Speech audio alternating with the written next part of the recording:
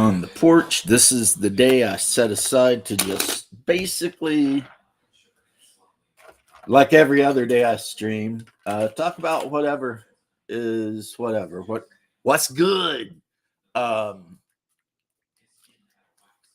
One thing I will say is I was surprised to find out that it turns out I am surrounded by furries. Just tons and tons of furries. And I can give you guys a hint on determining whether you're surrounded by furries. It turns out it's really easy. If you're part of a game group, all you have to do is ask the members of the game group if we're going to play. Okay, that was the wrong thing I hit. Just ask them, hey, if we ever decide to play Gamma World, right?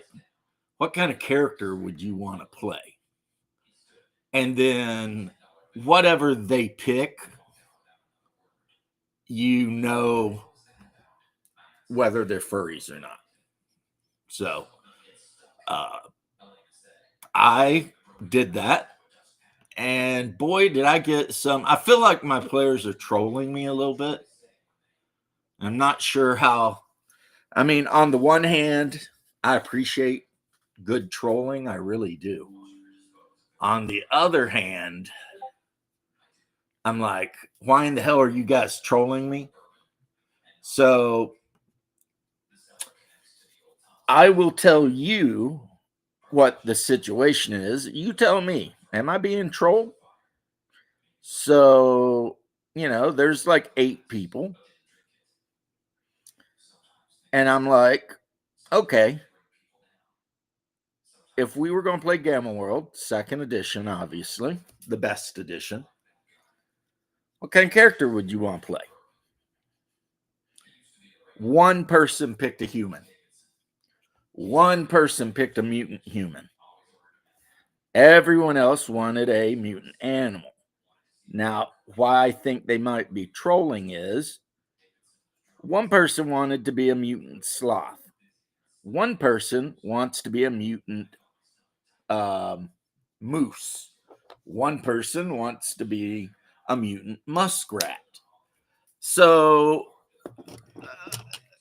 and then there was one that wanted to be a mutant otter. That one I can't blame because I love otters, but still. So, yeah, I'm sitting here thinking, are they trolling me? Now, I'll know for sure if I'm being trolled if the guy who wants to play the mutant moose decides he wants to name his mutant moose Bullwinkle. Then I'll know. 100%, I'll be like, these guys are trolling me like mad.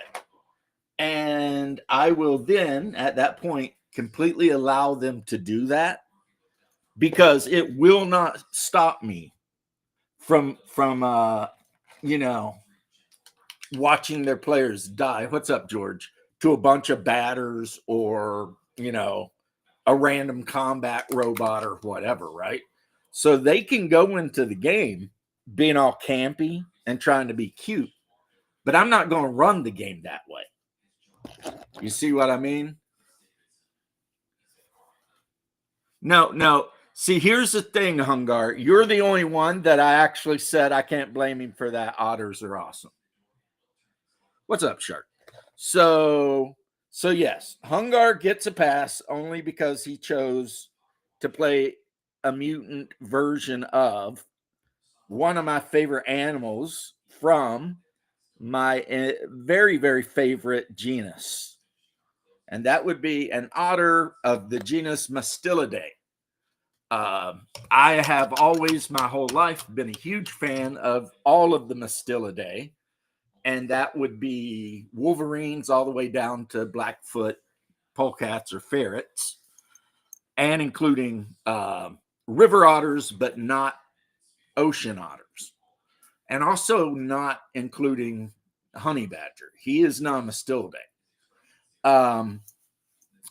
So anyway, hey Daniel, We got the otter. That's cool. Fine, whatever. You want to play an otter? I'm going to allow you.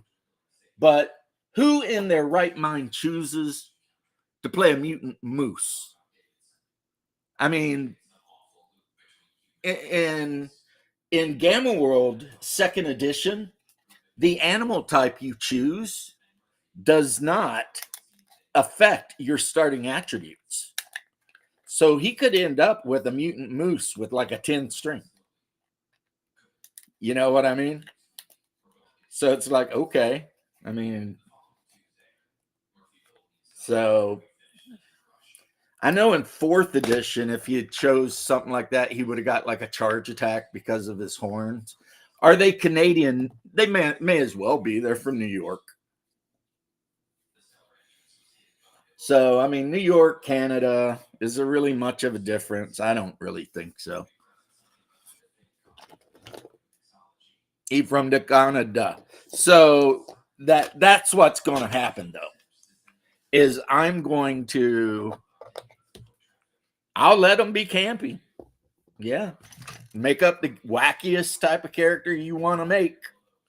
But I'm running the game straight.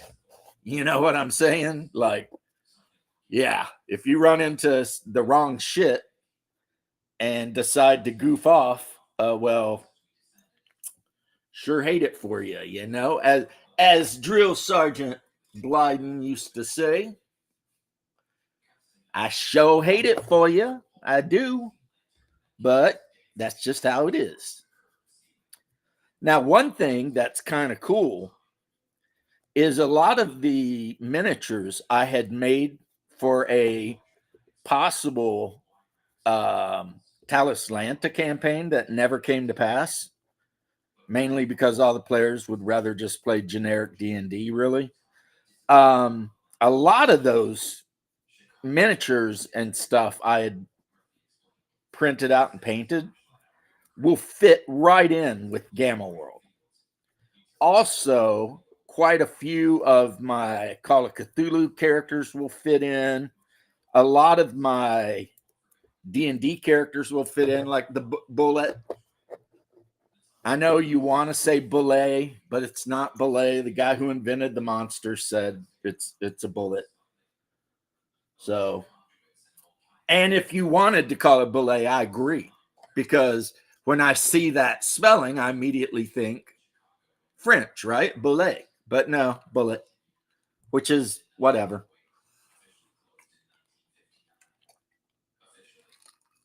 Oh man, I'll tell you what, it's like 100 and something degrees down here today. Miserable. I went to the store with the wife earlier and we were both just like, I hate this.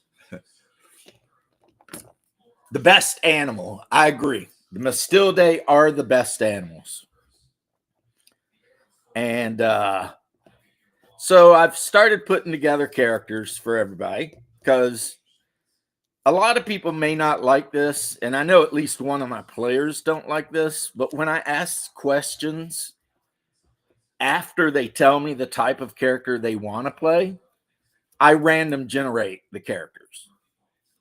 I've got a dice roller on the computer, and I just random it up according to the rules, and they get what they get because since it's not a point-by system,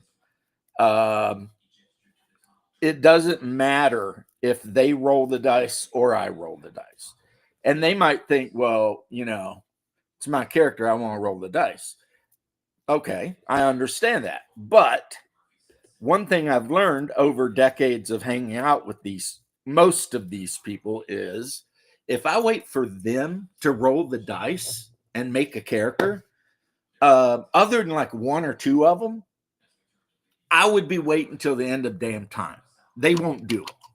So, they'll 100%, they'll be all about it. They'll be like, oh yeah, can't wait. And then it just never happens. So I make them, And did I mention the mutant sloth? I don't think I mentioned the mutant sloth. Yes, mutant sloth. Mutant moose, mutant muskrat, mutant sloth, freaking Mutant, just the otter's the only one I'm halfway cool with. I would have been halfway cool with like a mutant raccoon too. You know what I mean? Just because a mutant coon, yeah, I'd be okay with that. That's a cool animal. And one that would probably fit in with a human society, no problemo. Like these, I originally printed out for use with Tauslanta, but now they get used with. What's up, Bubba? How you doing? Now they become some kind of mutant riding beast. So the characters, if they decide to buy riding beasts, they will have the choice: the bird, the bug.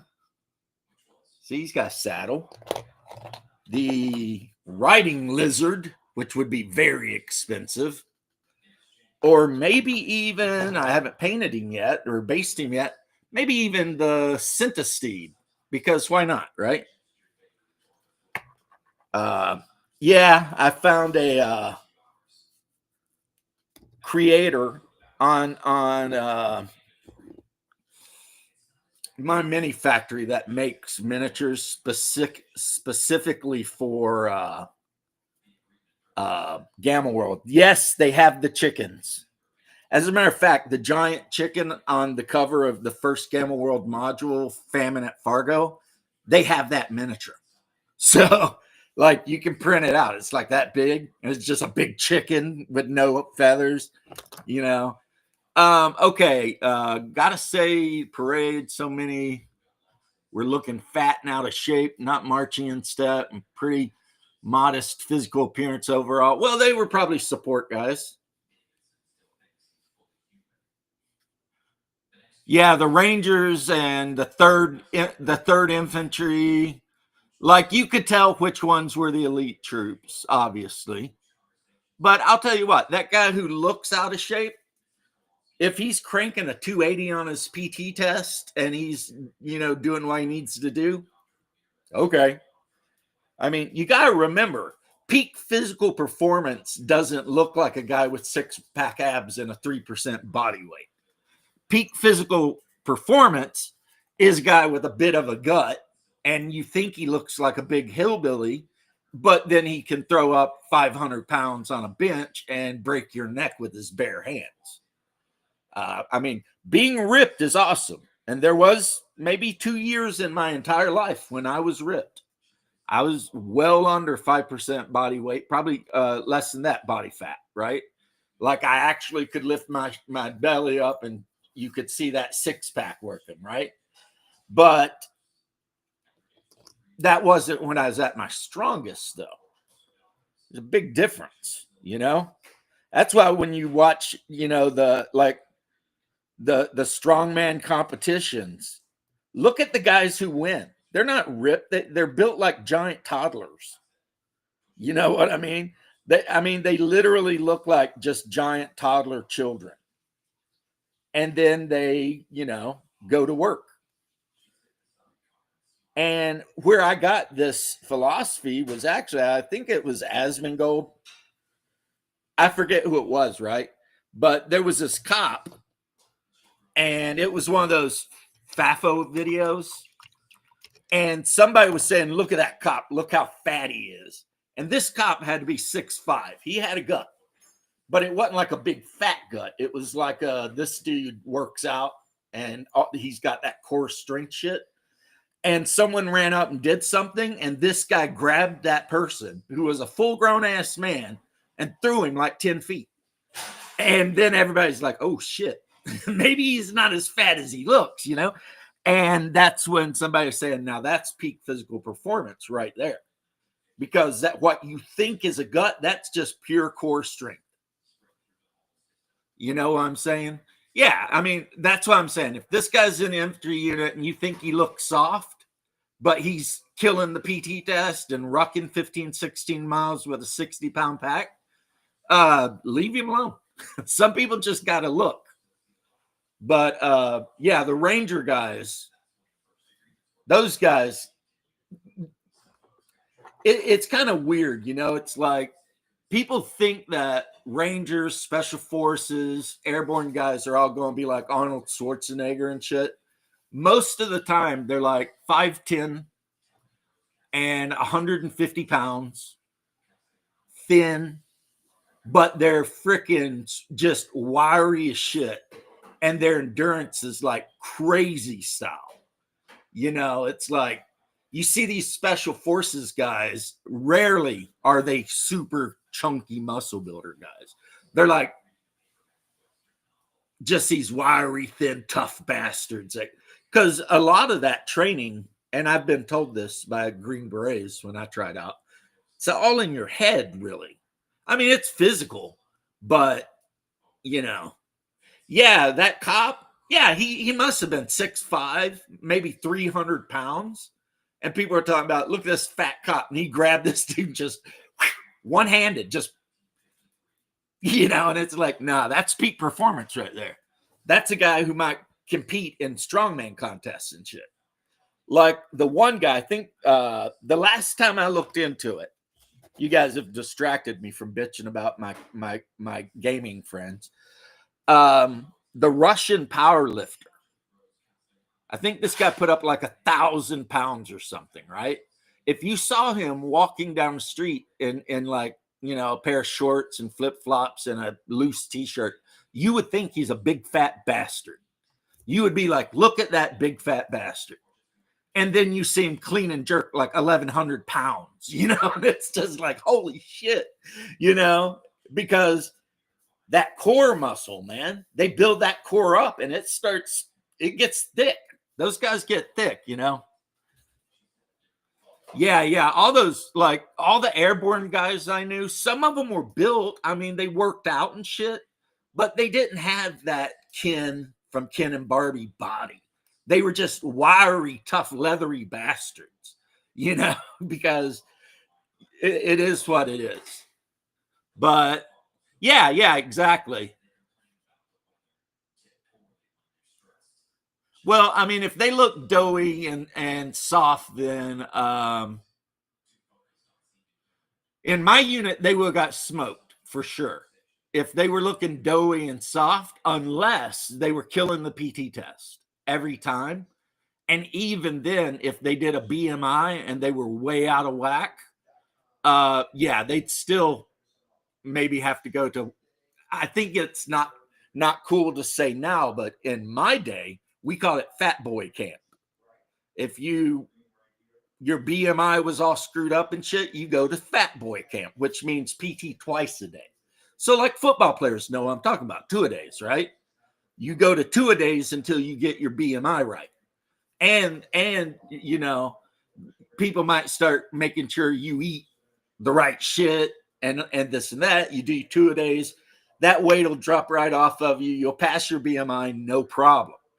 Me, I was 6 foot and 190 pounds when I was in the Army, which meant every time they weighed us, I had to have the BMI. And guess what? Every time I passed, because I have a 50-something, I think 58-inch chest. My biceps back then were like 30 inches, because all I did when we weren't in the field, and even when we were in the field, was, what I mean? Lift. So they would measure the neck, the chest, biceps, thighs, the whole deal, belly. And the dude would be like, yeah, this guy's body fat's way within limits. And they'd be like, all right. So I never had to go to fat boy camp. But I know some dudes who did. And like usually, like I said, within 2 or 3 weeks, month tops, they're good. But and yeah, you can't compare the Army to the Marines. First off, there's literally 10 times more guys in the Army than in the Marine Corps, if not 20 times, whatever the number is. And even though a lot of people don't think about it in their brain, the Marines are actually an elite formation on par with, say, our U.S. Airborne, maybe even close to being a Ranger. I wouldn't say your average Marine is anywhere like close to being a Ranger, but I would say that, your, riflemen and shit like that, raiders and all that are definitely Ranger quality. Unfortunately, the Marines have nothing like the Green Beret, so that's just what it is. But yeah, your least Marine is going to be like your average soldier. You get what I'm saying, Shark? So, I mean, when you're dealing with manpower and just needing bodies to keep shit going and go to war and shit like this, yeah, I guess the Army makes some exceptions that would never fly in the Marine Corps.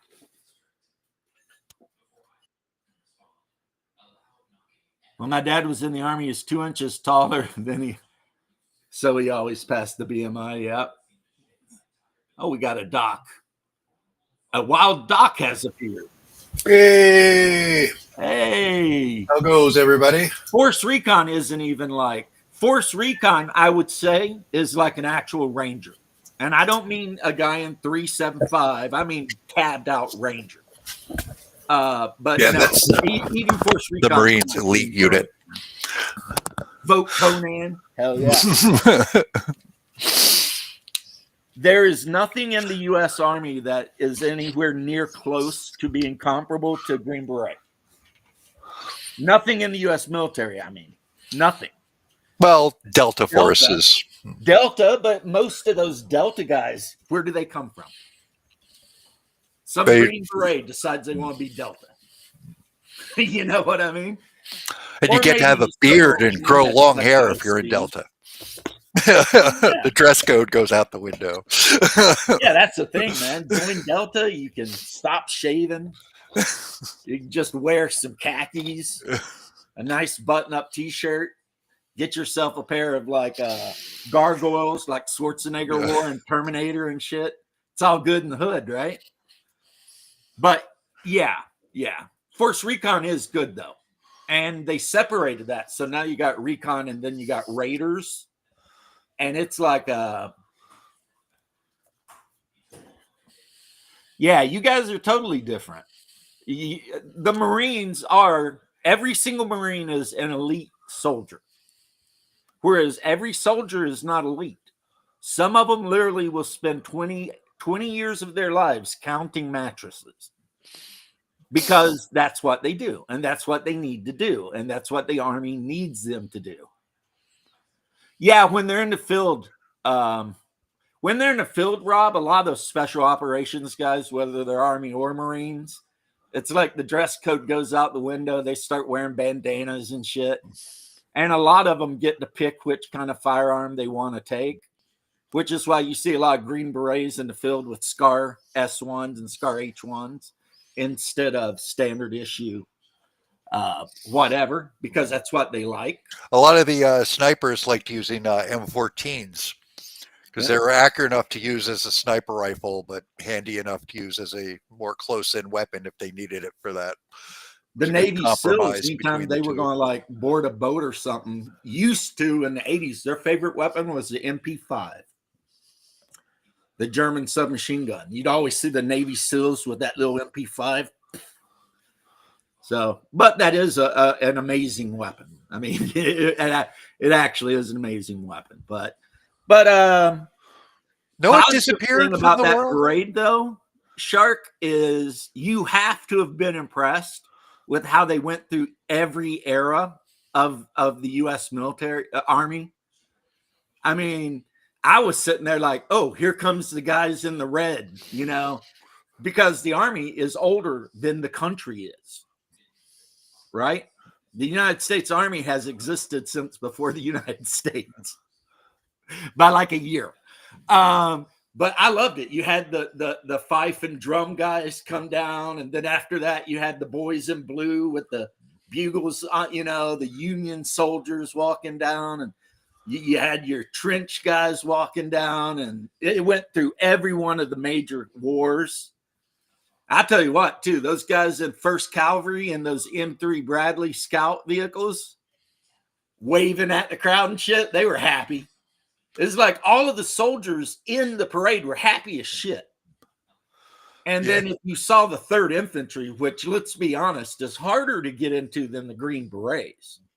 That's the honor guard. Them dudes flipping those rifles around and doing all that crazy shit. I mean, but those guys, like, I don't know how many times, but probably a week doesn't go by that one of those guys doesn't lock and load his Garand and threaten to shoot somebody. You know, because if you cross that fence around the mausoleum there, they are 100% well within their rights after warning you to shoot you right where you stand. And I've seen YouTube videos where somebody thinks they're going to be a clown and get across that fence, and as soon as they step over, that freaking honor guard just like, get back across the fence. And the guy's just like, oh shit.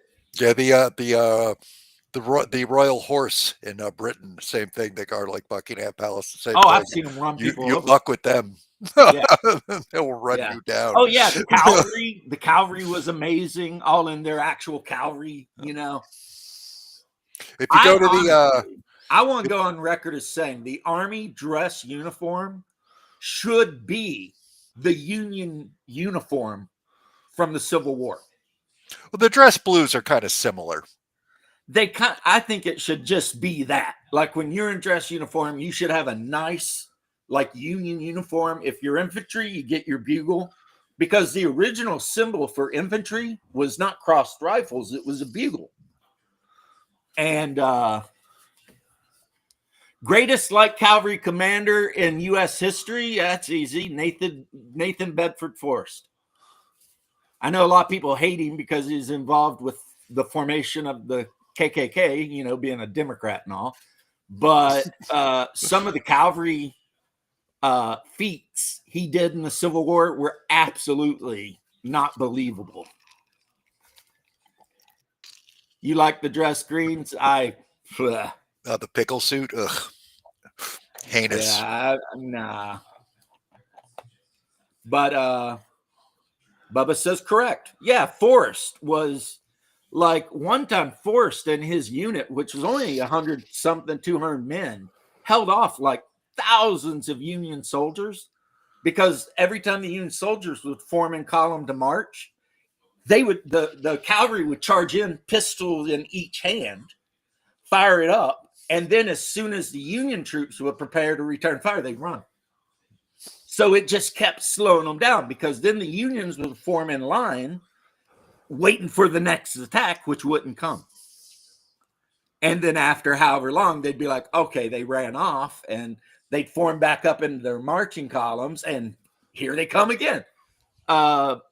He's also, I don't know if it's 100% true, but people say he's the man who made everyone in his unit get rid of their cavalry saber, because he said, if you've got a hand for a saber, you've got a hand for a second pistol. So his unit, no sabers, pistols everywhere. And they tried him for war crimes at the end of the war and found him innocent. But apparently in some battle in Kentucky or somewhere, he went up against an all-black regiment. And the rumor is at the end of the battle, all the prisoners got murdered. And they tried to say it was him, but no one could prove it. There was a lot of that going around on both sides. Oh, yeah. There's a lot of that. But, I mean... And the prisoner of war camps in the Civil War. Oh, both of them. Infamous. Andersonville and that one up in Washington or wherever, Maryland.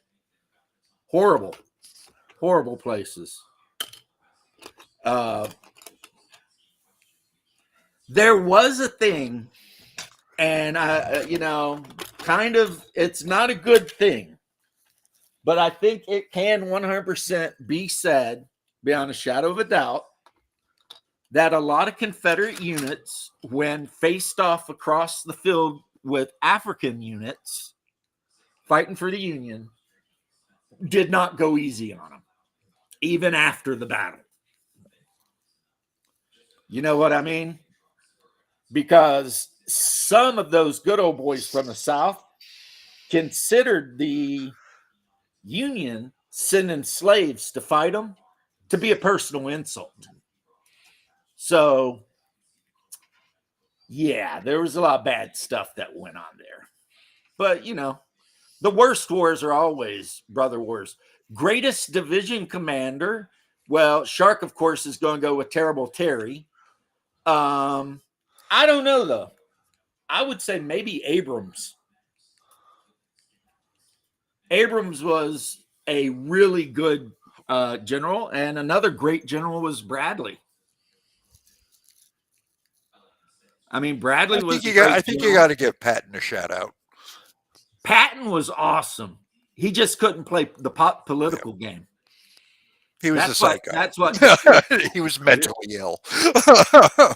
Yeah, he was a good old boy from Carolina, and he could not play the political game. He was always sticking his foot in his mouth. Every time a reporter put a mic in front of him, he said something stupid. So eventually, like the war starts, Patton is in charge of Bradley. By the time the war's midway through, Bradley is Patton's commander because Bradley just knew to shut up.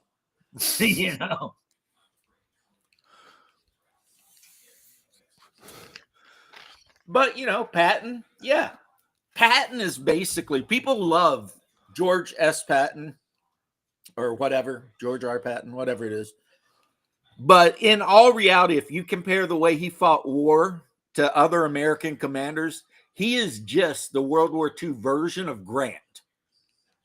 Patton knew we had more of everything. So he was like, F it, charge them right in the face, kick their asses, because we have more of everything. You know what I mean? And that's how Grant won the Civil War. Because all the other Civil War generals were so afraid to fight because of Bull Run and everything. But then Grant was like, done some basic math. We've got millions of troops. They don't. And he's like, F it. Just kick them right in the teeth. And it worked. Who is Zap Brannigan from Futurama? I knew the killbots had an upper kill limit, so I bravely sent my men wave after wave. Yeah. Or when they get defeated by the balls. Like the aliens that just look like rubber balls. Yeah. Well, they may not make your list, Bubba, but they win wars. Like Molotov and Kharkov and like these Russian generals in World War II. They may not have been the greatest generals of all time, but they knew they had millions of troops. Yeah, we will bury you under our own dead. Yeah. As a matter of fact, during World War II, somebody asked Stalin, how many men would you sacrifice to win this war? And he said all of them. That's an effed up response. All of them. I was like, okay, I don't want to be in that guy's army because he said all of them. That and sending you up to the front without a gun. Pick one up from a dead guy. Yeah, you'll get one. Bubba, again, I agree with you 100%. Unfortunately, that's what Lee tried to do. And Lee is a good general, a great general, probably a better general than Grant. But Grant was like, F all the finesse, kick them in the teeth.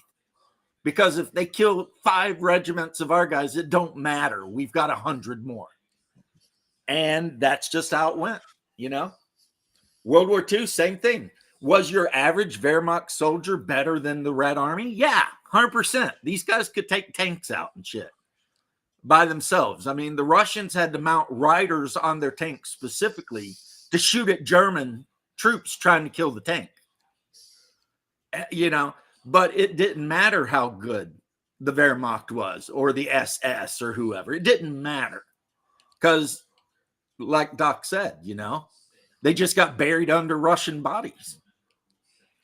It sucks. I agree. It sucks, but. And, there's the old, your tank may be better than 5 of our tanks, but it's not better than 10 of our tanks. And we've got them. That's the other thing with the Russians and also with us. Yeah, your Tiger 1, that thing might be better than 5 Shermans, but we got 10. So it don't matter. And of course, as I've proven, I think very well, numerous times, the Sherman tank was the best tank of World War II. I love how people want to say other tanks, but if you look at the stats and everything, nah, Sherman tank, best tank. It was Best definitely the tank of most World War II. versatile. Sherman, yeah, Sherman was a good one. He invented the concept of total war, at least during the Civil War, which, you know, I mean, a lot of Southerners may not have liked the idea of it, but guess what? It was effective. Destroy all the I railroads. thought one of my favorite You know? Sherman stories is that they kept encountering landmines, which they called torpedoes at the time. The South was very fond of. So he sent a prisoner as a message, one of his captured prisoners back. He's like, plant all of these things you want. Your captured guys are going to be the ones clearing them. And it stopped. Do you know what's weird about that guy, though, Sherman? And maybe not weird, because soldiers have a tendency to relate to other soldiers. And I guess with generals, it's the same. He was the pallbearer for like General Anderson, who was a Confederate general. His boys loved him. Sherman spent almost his entire fortune looking after his guys after the war. You know who else loved him? The people he captured. He treated Confederate POWs so well that Abraham Lincoln sent him a letter telling him to stop. Because, you know, Lincoln was a little bit of a bitch and he wanted to punish even the POWs. So the boys in Andersonville, they suffered because the Confederates themselves were starving at that time, right? But the POWs in the North, they suffered because the Northerners wanted them to. One was malicious. One of them was just, it's not like the prisoners in Andersonville were eating much worse than the guards at that time, you know, because the South was screwed. They didn't have the industry. They didn't have the numbers, the money, whatever. But yeah, you can look that up. There's a story where Sherman is actually, he captures all these Confederates after he wins some battle. And he's treating them really good, giving them the same rations. He's giving his own men and shit like that. And somehow it got up to high command. And he's like, do not treat those rebels like honorable men and all this shit. And Sherman was just like, what the fuck, you know, because he was a soldier. And soldiers have respect, even for the enemy. You know, it's like a combat veteran understands an enemy combat veteran better than he understands a civilian. You know what I'm saying? And then, like I said, the Confederate General Anderson, when he passed away, Sherman was one of his pallbearers. So, you know, that's how he felt about the whole thing. And he was right, too. The idea of total war, he knew that if they didn't do something extreme, that war could drag on for another 10 years, which would mean so much more suffering for everyone involved. So he thought, be a whole lot cruel for a little amount of time, or try to drag it out. And of course, being super cruel for a small amount of time is preferable. Plus, I mean, a lot of people have like these there are definitely lines that can't be crossed, but a lot of these rules of warfare are thought up by people who never go near these things and have no conception of what's actually going on and how absurd a lot of this crap is when you're actually down there. Yeah, a lot of it is absurd. Let's see now. But anyway, yes, it turns out my whole D&D group is, for the most part, a bunch of furries. Okay, left. What's up? So you got a bunch of furries in your D&D game, huh?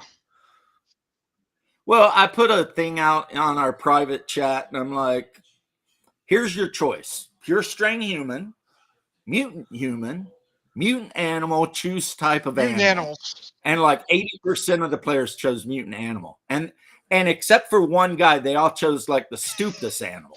Oh, Like one of them literally wants to be a mutant sloth. The other one who's in the chat is a mutant muskrat.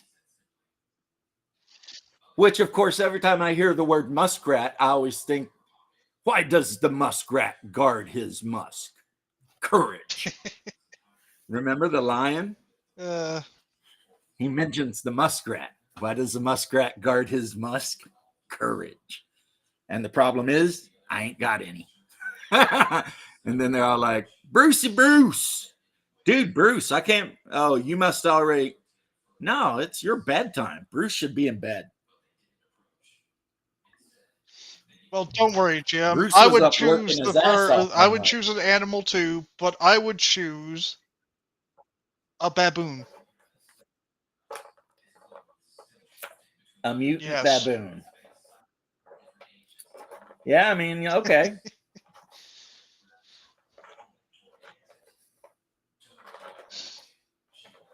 So my one buddy, he never plays humans. I knew for a fact he was not going to play a human. And then he chooses to play a human mutant. So it's like he never plays humans, but in He's this playing a game, human. he's going to play a character who maybe will just look like a human. Emmett Otter's Jug Band is what I think. I think of Muskrat. Yeah, right. Got to prep for Dragons Slayer. I know You what can't you meant. see that anymore. All right, well, you That's know sad. prep. Emmett Otter. That was a great Christmas special. It's basically gone now. It got into all kinds of weird legal shit with it over who owned it. And Oh, it basically God. disappeared. One of It those, started getting chopped up. Like they had to take the Kermit the Frog parts out at one point, and then HBO owned it for a while. Then it got pulled off them, and it's just disappeared now. You can't find it anywhere. It's sad. That was a great Christmas special. So it's been golden-eyed. Well, growing up, I remember every year Christmas, you got all of the puppet movies, like the one about the elf that wanted to be a Oh, dentist. yeah, you're talking about the Rake and Best movies.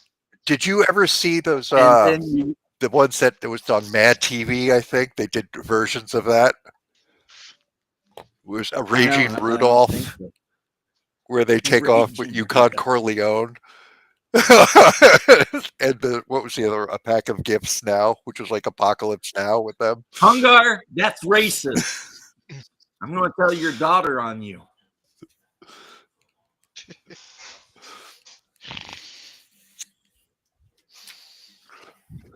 Even though I can say something that's somewhat slightly, maybe a little bit, some people might consider a racist Hey, joke, James, I but want to not ask really. you: is it racist to call say that somebody looks like a monkey, even if it's Yes. Ron Perlman? He don't look like a monkey. He looks like a No, Neanderthal. he looks like a silverback gorilla. Nah, get that shit right. He looks like Homo habilis or some shit. That guy's definitely a throwback to an earlier breed of Look, human. I seen a picture of him and a But silverback gorilla there is a right joke by each that- other, and they're the Hey, calm same down. picture. You interrupted me. I'm trying to tell a joke. Okay. All right. The public transit in Atlanta is called MARTA with two A's, MAARTA. And the nickname of it, and I heard this from a black guy, so that makes it okay, I guess, is moving African Americans rapidly through Atlanta. MARTA. Yeah, you don't have to laugh if you think you'll get you in trouble. But that's what they call it. Because that's the only people, I guess, who use it. I don't know. I wouldn't use it, but I hate being trapped in a cart with everybody. So anyway, Mr. I want to be a mutant baboon with a big red ass. What are you trying to say now? I don't know now. You forgot? I mean, all I was just And Hungar, you have black children. Well, biracial. So you should not be carrying on.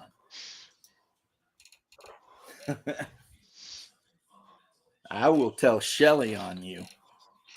And she's taller than you. and has a much better throw. She'll whip your ass and then dunk on you. But anyway.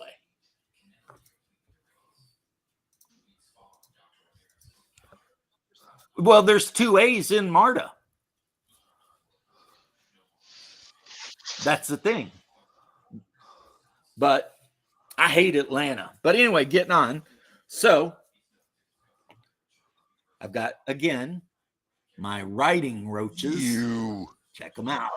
Hey, they're awesome because they can live on basically any kind of biological matter, and they're fast. Ew, but they're roaches. And also, they're really good going across difficult terrain. But they're roaches. They're gross. Dog, we can be the roach. Well, for a little bit more money, you can hire a riding bird. Okay, chocobos. But their problem is they're not good about going across terrain, but they're really fast. Reminds me of the ostriches. You remember Joust? The old arcade game? Yes. I think it's actually a Final Fantasy Chocobo. Chocobo. That 3D printed. Maybe. I've got the. No, you don't. And then if you've got a lot of money and you don't care about speed, you could buy yourself a riding lizard. You could be Obi-Wan. And no, these guys aren't very good about traveling across country and stuff. They're just heavily armored and tough as shit. Nah. And they can fight. And then if you don't mind riding something that's really freaky, you could get a centesteed. Ew. Like you and all your friends could ride. Is that a Gamma World thing? Didn't they have something like that? These are all Gamma World miniatures. I'm actually thinking about at some point in the future running Gamma World. And then if you get out in the wilderness and you're not paying attention, guys, you could get jumped by a bat. And batters will kill and eat you. They're mutant badgers, except since they're monsters, it means they bred true. So batters have baby batters, you know what I mean? And they tend to be basically kind of like almost the orcs of D&D. They live in burrows and they hate everyone. And sometimes they have treasure. And the other monster I printed out for Gamma World is everyone's favorite, the mutant porcupine, the Quiller. These guys suck because if you try to fight them in melee combat and you critically fell, you get stuck full of quills. Fun. Yeah. Plus they have mutant abilities, you know. I played a hoop when I played Gamma World. I love that turn metal to rubber mutation. I pissed so many people off with that. that is a power asking to be abused. I've always liked riding elephants. I do have a few riding elephants, actually. I mean, the vast majority of the creatures from D&D that I've printed up could easily be dropped into a Gamma World campaign. I mean, there's actually mutant pigmen that like to run around raiding and pillaging. So my pig-faced orcs are right in. If I want to get really crazy, I'd 3D print some more of them and maybe throw an M16 in one of their hands. Just, you know. Like some of these batters, I might have to give muskets to or something because I think they're up to that level of technology where they can make muskets and all, but muskets kind of suck. Yeah, I actually still have my first 2 original prints of the first and second editions of Gamma World. These books are ancient old. I have a reprint of the first 78. edition, but I have the original box set for the second edition. And 83. The one I really like in the second edition, one of the things I really like with the monsters is that they give like full stats for them. So you can like use them, player them. Oh, cool. You still have the box set and everything? Oh, awesome. Yep, and all of the stuff from the third edition is in this box. I never saw anything past second edition. Those are the but I two do I ever not like played. the third edition. Bruce, I saw you trying to. There you are. Okay, I thought I'm I hit here. it, and then I didn't. See. So, yep. So basically, we'll see if a muskrat can defeat a badger in combat. Except the badgers, of course. Hey, these badgers are multi-use now that I think about it, because the main bad guys in Pugmire are badgers. They travel about in barbaric tribes, basically just attacking everyone else. So, if I ever play Pugmire, Problem being finding a group Do to play you- Pugmire. Want to play Pugmire? there was a time Okay. Omenal was supposed to run the game. I even made a character up based on my recently passed Pomeranian. He was a When did Pomeranian he cleric. pass? Not the white one. I had Okay. a black one for like 14 years, and he finally passed. His name was Phantom. There's pictures of him, but so I had the character, and he was a Pomeranian cleric who was in service to the Church of Man. So, his whole thing was barking at demons and fetching things and protecting them from like any artifact that was from the era of man. I had a religious duty to fetch it and put it in the temple. Fetch. Yeah, even they had like their commandments, and it was like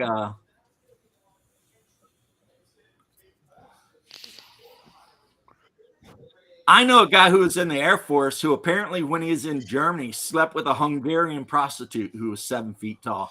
Jesus.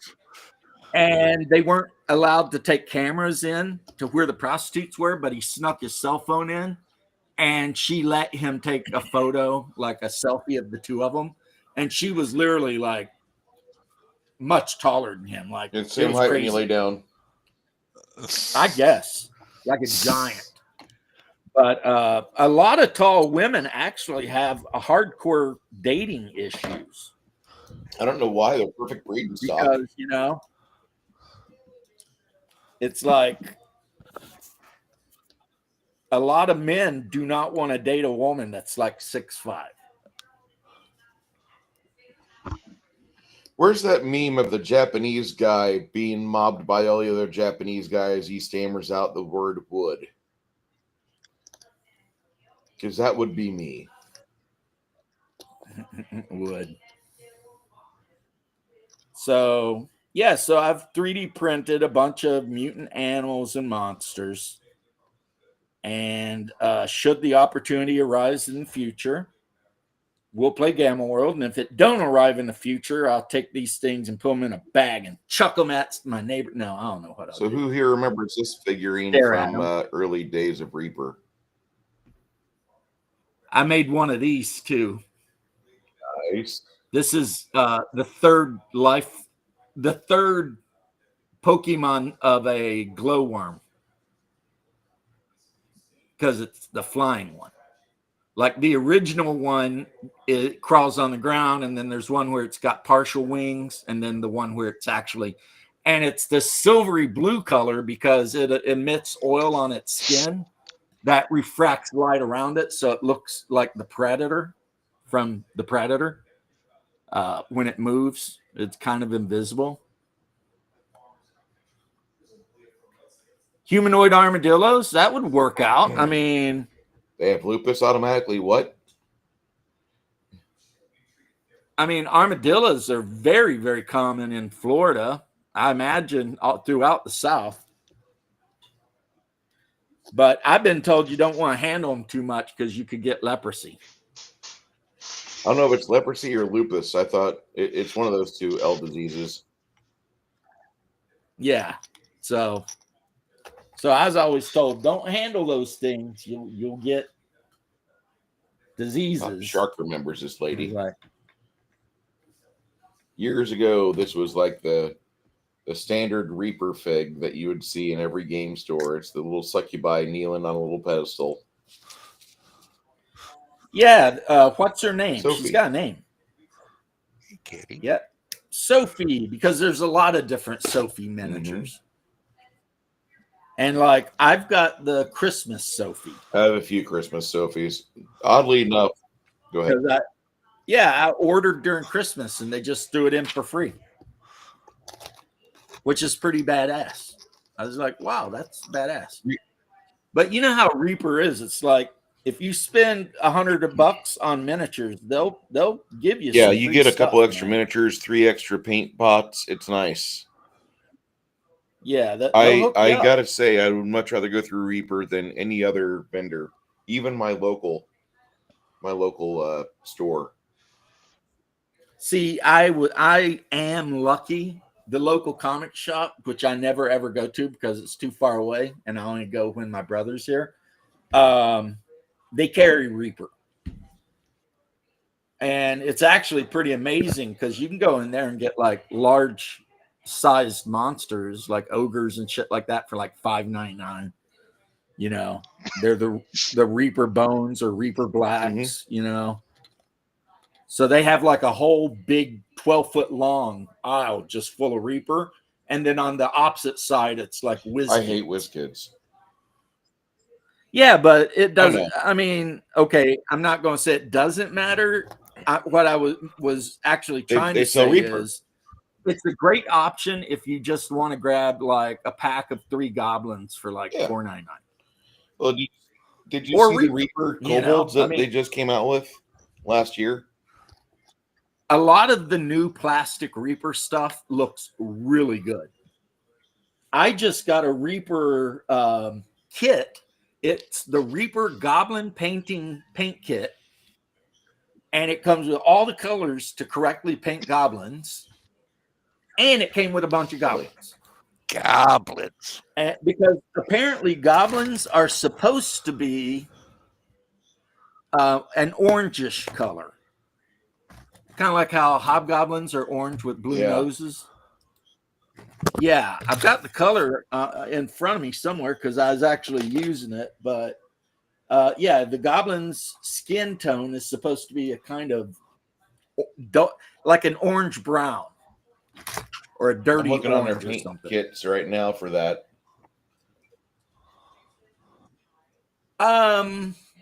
Bruce can answer that question, but I'll answer it while he's looking. I don't think WizKids is bad.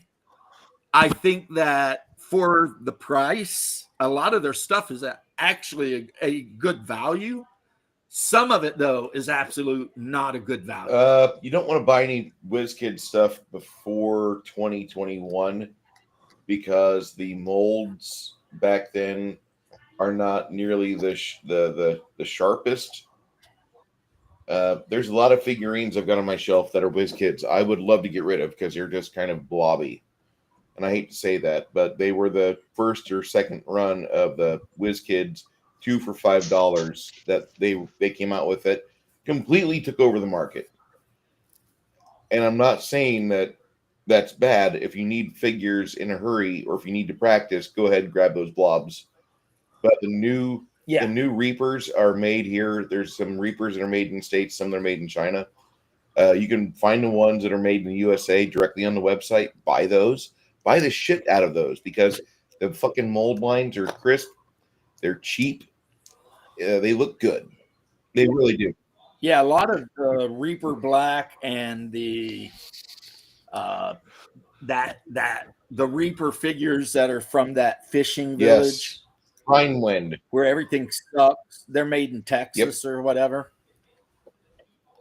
And there are some Reaper Black that are every bit as good as anything Games Workshop has. I would agree with this. You know, now Bones is what it is. Yeah, the white bones are. Bones is I want 6 skeletons for $5. So you get the old white Bones figures, and they're kind of flexible and they're made out of vinyl, and you know they're not great, but you can sure throw a shit ton of stuff on a table quick, and there has to be something to be said for that. Yeah, here's the new kobolds, which are the same as the old kobolds, but they went and redid the molds for them. You get 6 of those for like $7. Yeah, I like the fact that a lot of the Reaper kobolds look more like the dog First kobolds ed and not the dragon kobolds are kobolds. so much better. Yeah. I don't know why whoever decided that. Oh, speaking of gaming news, have you guys heard about Chris Perkins and I just watched that. Yeah, they're going that over video. to, they're going over to they all got hired by Darrington Yep. Press. good, out of sight, out of mind. Yeah, nobody's going to care about that in like 3 weeks. They are the people that we didn't give a shit about to begin with because they started making noise and we didn't like the noise they made. So okay, go ahead, make your noise. We're going to go away. And now that Darrington Press has hired them, it's like, wow, Darrington Press is like Paizo Jr. Yeah, Perkins says that he's so happy to be at Darrington Press because he feels like he'll really be able to unleash his creativity and make new games. I don't know what it is, but press X for doubt. Yeah. Yeah, Perkins has me blocked on X. Not the only one. Cults? Colts. That's WizKids and Darrington Press and Paizo. Oh, yeah. Just don't see. Yeah, and you know, here's a thing, Shark. You probably know this, but I'm going to bring it up for all the people who don't. In the Dungeon Master's Guide First Edition, there's literally a full page artwork, I think by Sutherland, and it shows like a whole damn tribe of kobolds trying to kill a green dragon. So originally, they were not friends. And kobolds did not worship dragons. They worship their god that has a really weird, almost Aztec sounding name, who is the god of like stealth and poison and venom and traps and shit like that. His name's like Click a Pack or some shit. And he looks just like a kobold, only bigger, except his tail has a stinger on the end like a scorpion. Kurtamac. Whatever it is. So, yeah, the whole kobolds are actually baby dragons. That's a third edition thing. That was never second edition. In second edition, they were skelly, but they were also described as dog-like. And their language was described as, you know, yapping, yipping, and carrying on, you know. So you would think if they were going to be close to anybody, it would be freaking Knowles. Except Knowles stayed. I was saying, if you want an awesome mini, you go to Colts and you download the Hungar STL. Oh, so you were advertising your mini. It is an awesome mini. I've got 3. Bruce, how many you got? The actual Hungar Mini. Yeah. I have one medium size and I have one huge size. Wait, there is a Hungar Mini? I have to see this. Who has one handy? Hold on. Let me look. Hold on. Let me go grab mine. Right here. Right here.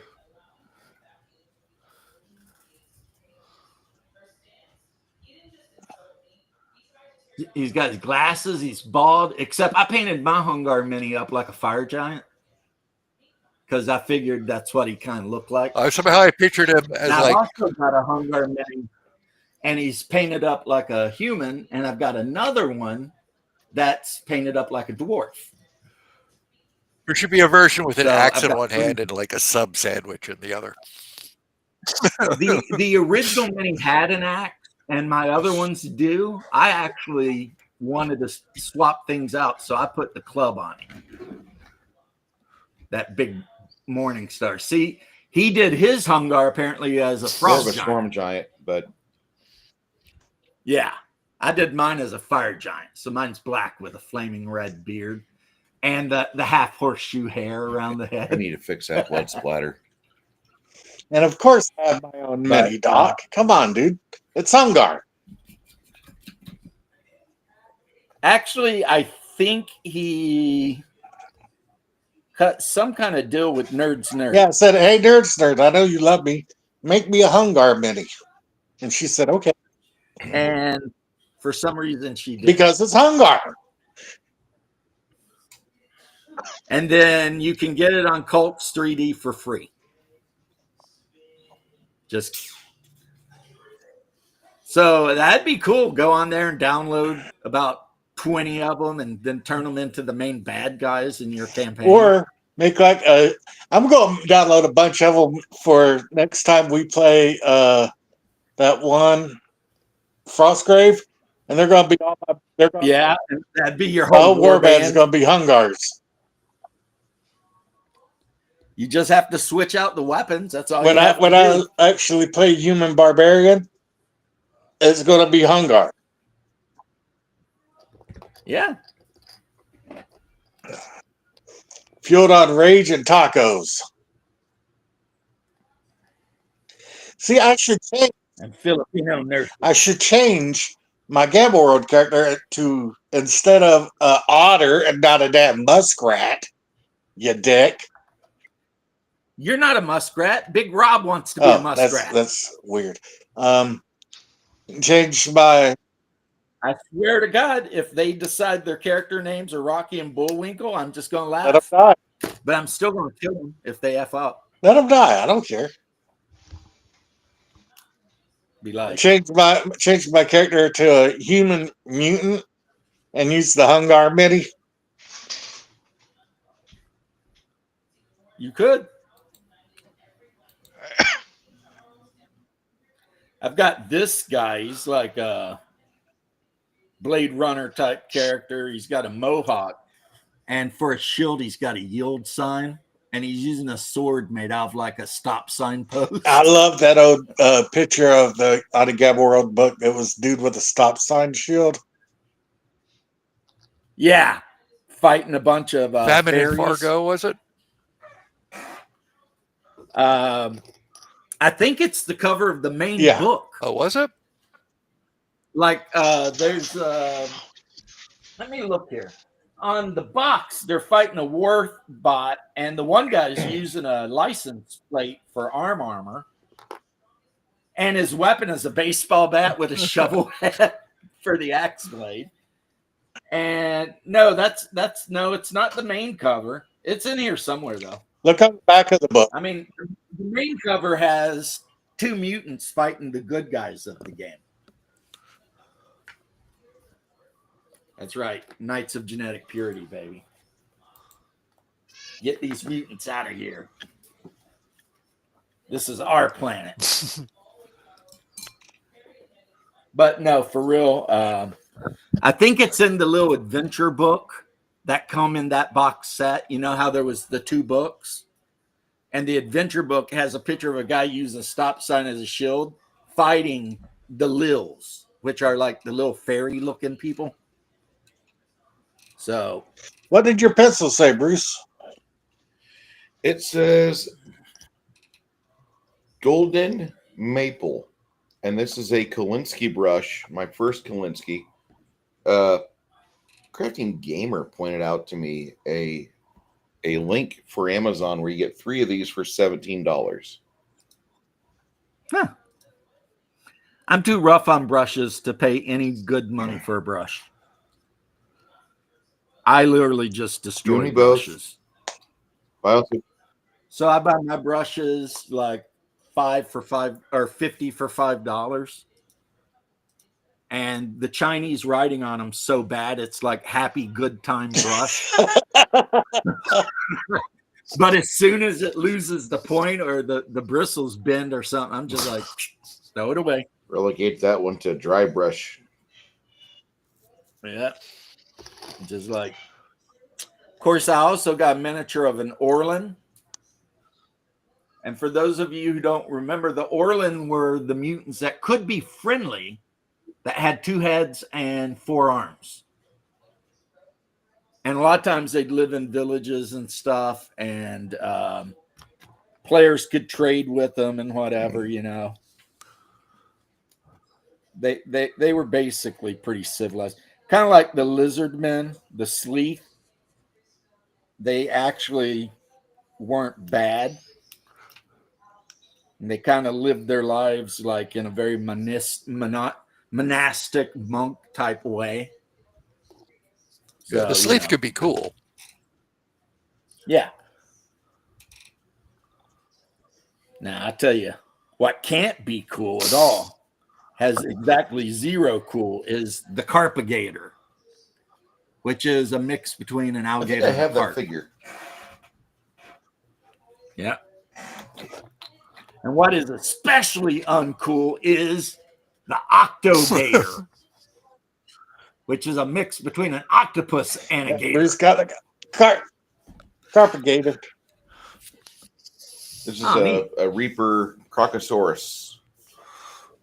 Thank you, Neat. Crafting Gamer. He shipped me that. He didn't have to, but he did. Well, Why can't we have a he's a good guy. a mix between A goldie. a goldfish and a gator? A gator that You know- reproduces as fast as a guppy. That'd be fucking scary. You know, Right? if you get busted letting goldfish loose in Florida, they will stick it to you. Listen, before I go visit Florida, and I will one of these days, I'm going to buy the book of laws and I'm going to read that thing cover to cover thrice. That way, when I go down there, I don't got to see Sheriff Polk one damn time. Sheriff Grady Judd. Yeah. You don't want to, Yeah, Polk you don't want County. to go to jail in Polk County. No.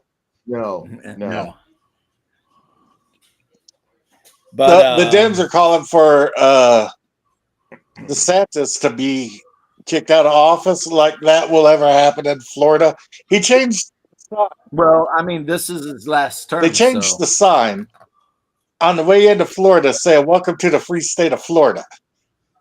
We love Yeah. DeSantis. Well, he's also trying to get it passed to where Florida won't have a property Yeah. tax. That would be great. very nice. And he also told everybody on the news that if you get in front of people and they're driving down the road trying to get to work and they're afraid you're going to like hurt their car or them, just expect to be ran over. I saw. Yeah. In the state of Florida, you cannot block highways. Oh, We've they're already going talked after about that freakazoid who did the videos in the bathrooms at Okay. Disney World. Yeah. The tranny who like was going to the bathrooms and filming herself. Oh, yeah, I know the one Yeah, you're they're talking prosecuting about. her. Him. It's a him. Whatever. It's a fucking Whatever the homosexual fuck that pile of video is. shit that wants to dress up as a fucking woman and pay thousands of dollars for Calm a down. prosthetic vagina. But it's still a him. What happened is that person, even trans people hate him. Like the other LGBT people hate that particular person because that person's whole gig is to go to some place where there's a bunch of normies and then Go in the bathroom.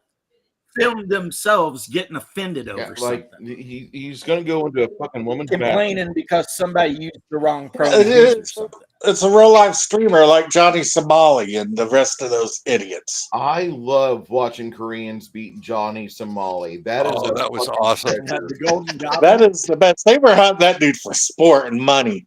Yeah.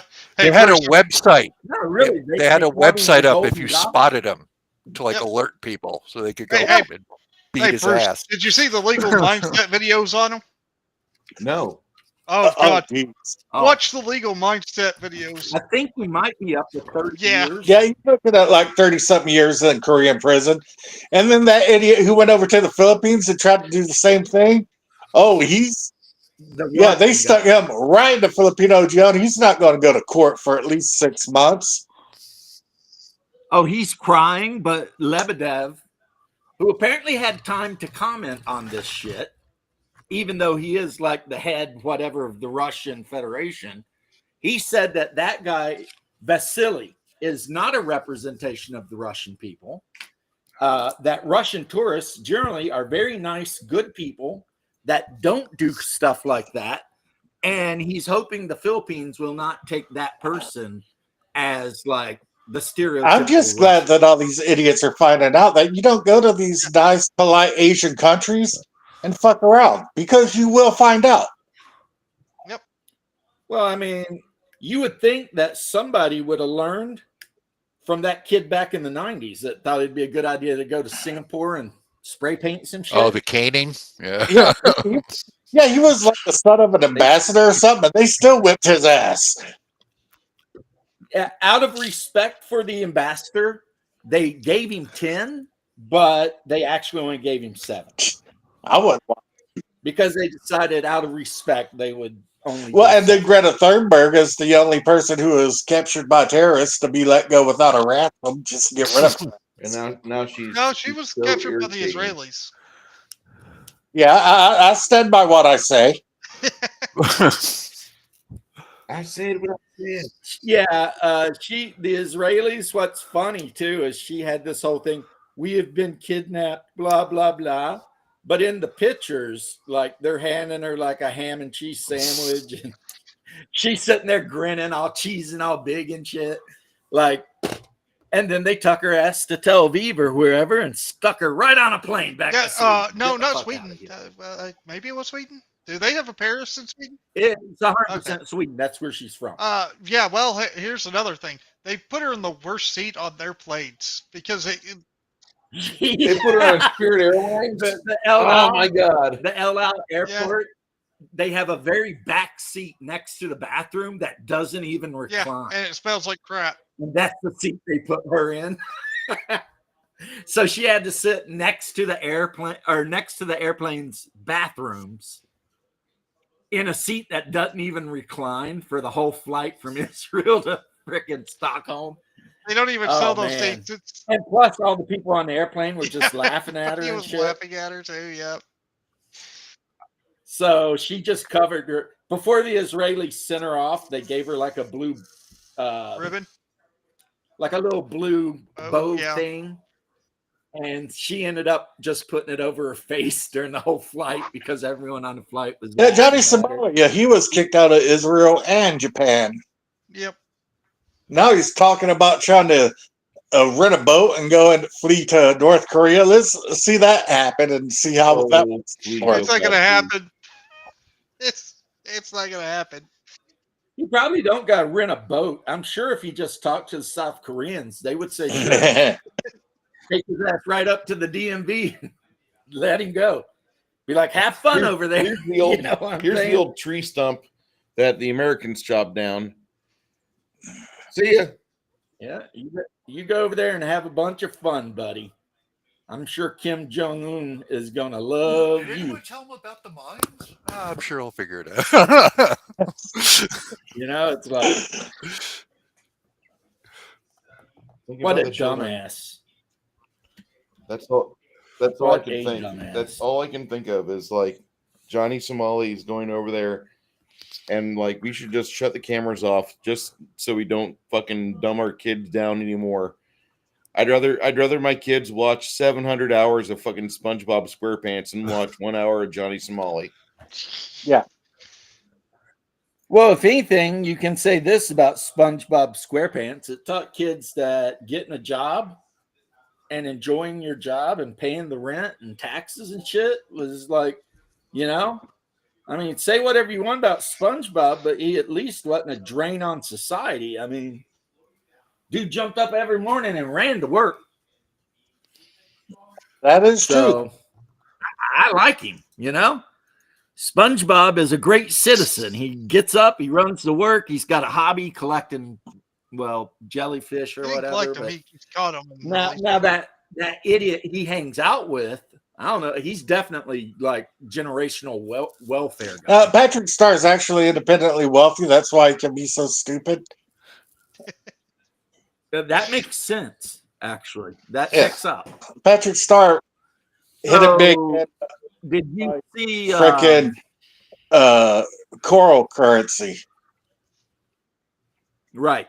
Did you see that whole group of people that went to Egypt thinking they were going to march into Yeah, that was Gaza? also funny too. And the Egyptians just rounded them up, took their passports, and started beating their Good asses. for them. Like one lady said at one point, a bunch of children showed up and started throwing Good stones for at them. them. Maybe they learned something.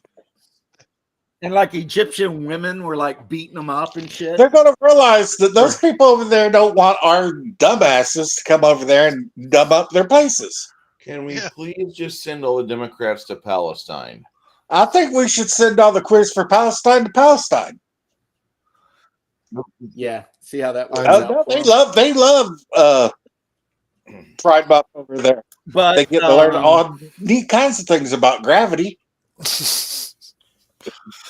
yeah, the thing with that whole situation is that Egypt at one time had let Palestinians migrate into Egypt, and they killed their president. and they immediately started a revolution. Yep. And started Yeah, rioting in the streets. they and shit. assassinated Anwar Sadat. Yeah, terrorist cells, the whole 9 yards, right? So Egypt's like, fuck those guys. I mean, Yeah, none of the there's this really cringe part of the video I watched where this guy from Wales is like crying and being like, I beg of you, let us go help the children. You've got to do it. They're Islamic and blah blah. They're your brothers and all this kind of shit. And the Egyptian military are just standing there laughing at him, and he's like literally crying and begging. But the one thing he said that really stuck with me is, and I think this is just the leftist worldview, he kept saying, you have to let us go help them because they're Arabs like you. You see what I mean? So all of the leftists couldn't understand that being Arabic isn't a big power block where you all like help each other they out. all the constantly time. kill each other for different beliefs, and nobody likes Palestine. Nobody likes Palestine. Yeah, Palestinians are the lowest of the low amongst the Arabs, if you can even call them Arabs, because they're technically not really Arabs. They're Canaanites. But I mean, you know, whatever. We're talking about thousands of years. Hey, Crafting Gamer. So, yeah, the Egyptians rounded their asses up and put the kibosh on that shit quick. They're like, nope. And it's so funny. Of course, everyone that they showed on the thing, they were all like Europeans. And, you know, and they're doing the whole, we come over to bring food and to help and blah, blah, blah. But they're doing, we're being abused. So anyway, they held them and they put them on a bus to Cairo.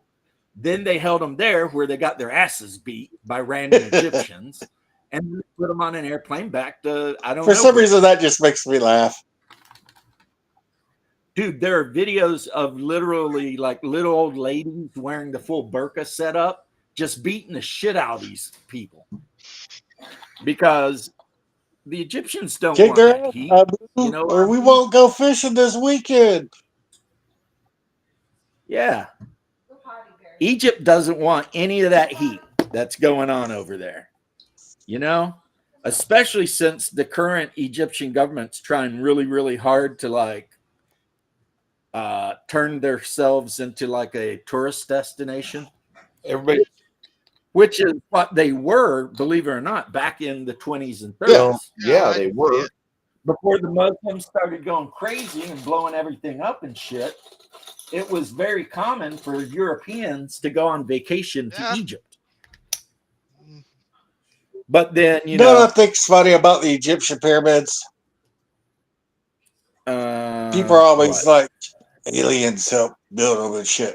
But when people talk about the Mexican pyramids, they're like, yep, we believe the Mexicans built them because they probably threw them up in 2 days for a quinceañera or something.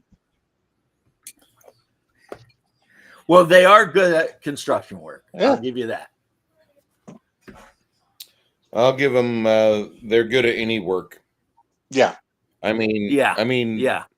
I was in Midland, Texas, and I had an opportunity to have a $70,000 a year job where all I did was drive down to Brownsville and back, just shuttling groups of people back to their home from Midland. And all I had to do was just take that endorsement, just get that bus. That would be it. That'd be my only job, be a bus driver. And I thought about that, long and hard. And I don't like Brownsville, so no. And I got to run, guys. I will It's catch so you all later. funny. Everybody have a great night. Yeah, All right. I'll see you too. I gotta go. Okay, sorry to see you go, Doc, I'm but not a big catch fan you of next Brownsville time. or Midland. Yeah, Brownsville sucks. It's a Oh. shitty town. I'm also gonna go. I'll see you. Not funny. Later. Okay, it's not funny, but it is a fact that you have all these people talking about how people hate Mexicans. No one that I know hates I love Mexicans. Mexicans. Not a single I have person. a great time Nothing with them. against the Mexican. I tell you what, I would give up every other type of food on the planet before I'd give up Mexican food. Dude, I'm not talking about food. I'm talking about just as neighbors No, and Mexicans whatnot. are awesome. Other than the fact that they play Mexican polka all the Yeah, damn but time. If Nobody they're cares. playing Mexican polka and you walk into their backyard, they're going to hand you a beer and a taco and welcome you into the damn family. At least here in There's- Florida. It's like It's that like- everywhere. I've worked with a ton of Mexicans. They're polite. You never have a problem with All the them. Mexicans I ever met in Texas, down in Laredo, which might as well just be Mexico again, were always awesome. I mean, shit. Me and Leanne went to a Golden Corral. Well, and here's they the had a thing, though. Those mariachi. Mexicans down in Laredo, Yeah. Haas, they're Yeah. Texans. But we went to a Golden Corral. They had a mariachi band in the Golden Corral playing while we were eating. Yeah. You know what I mean, though, Yeah. about that. Like, they might be of Mexican ethnicity, but them are Yeah. Texans. They've been in Texas since they fought with Sam Houston for independence. I mean, half of Sam Houston's army were what we would call Mexicans. All of the older Mexicans, the people, Actually, they were all Mexicans. There was but I a mean, whole you know. chunk of them from Central Texas that fought against Santa Ana for independence. all Hell the yeah. Mexicans that are over here legally, who's been here for generations, think that all these freaking illegals in LA should be shipped back to Mexico quicker than anything. I've seen them online said when we raise the American flag because we're American. This is our Yeah. country. Those guys run around flying Mexican flags. They're just embarrassing actual, like, Mexicans that live in America. That want to be here. Yeah, the ones that actually work their asses off to be here, or their families been here since before here was here. Those guys aren't down with all this crazy, stupid shit. Now, you want to hear another super interesting story? Apparently, at the No Kings rally in Utah, they had their own special security guys there.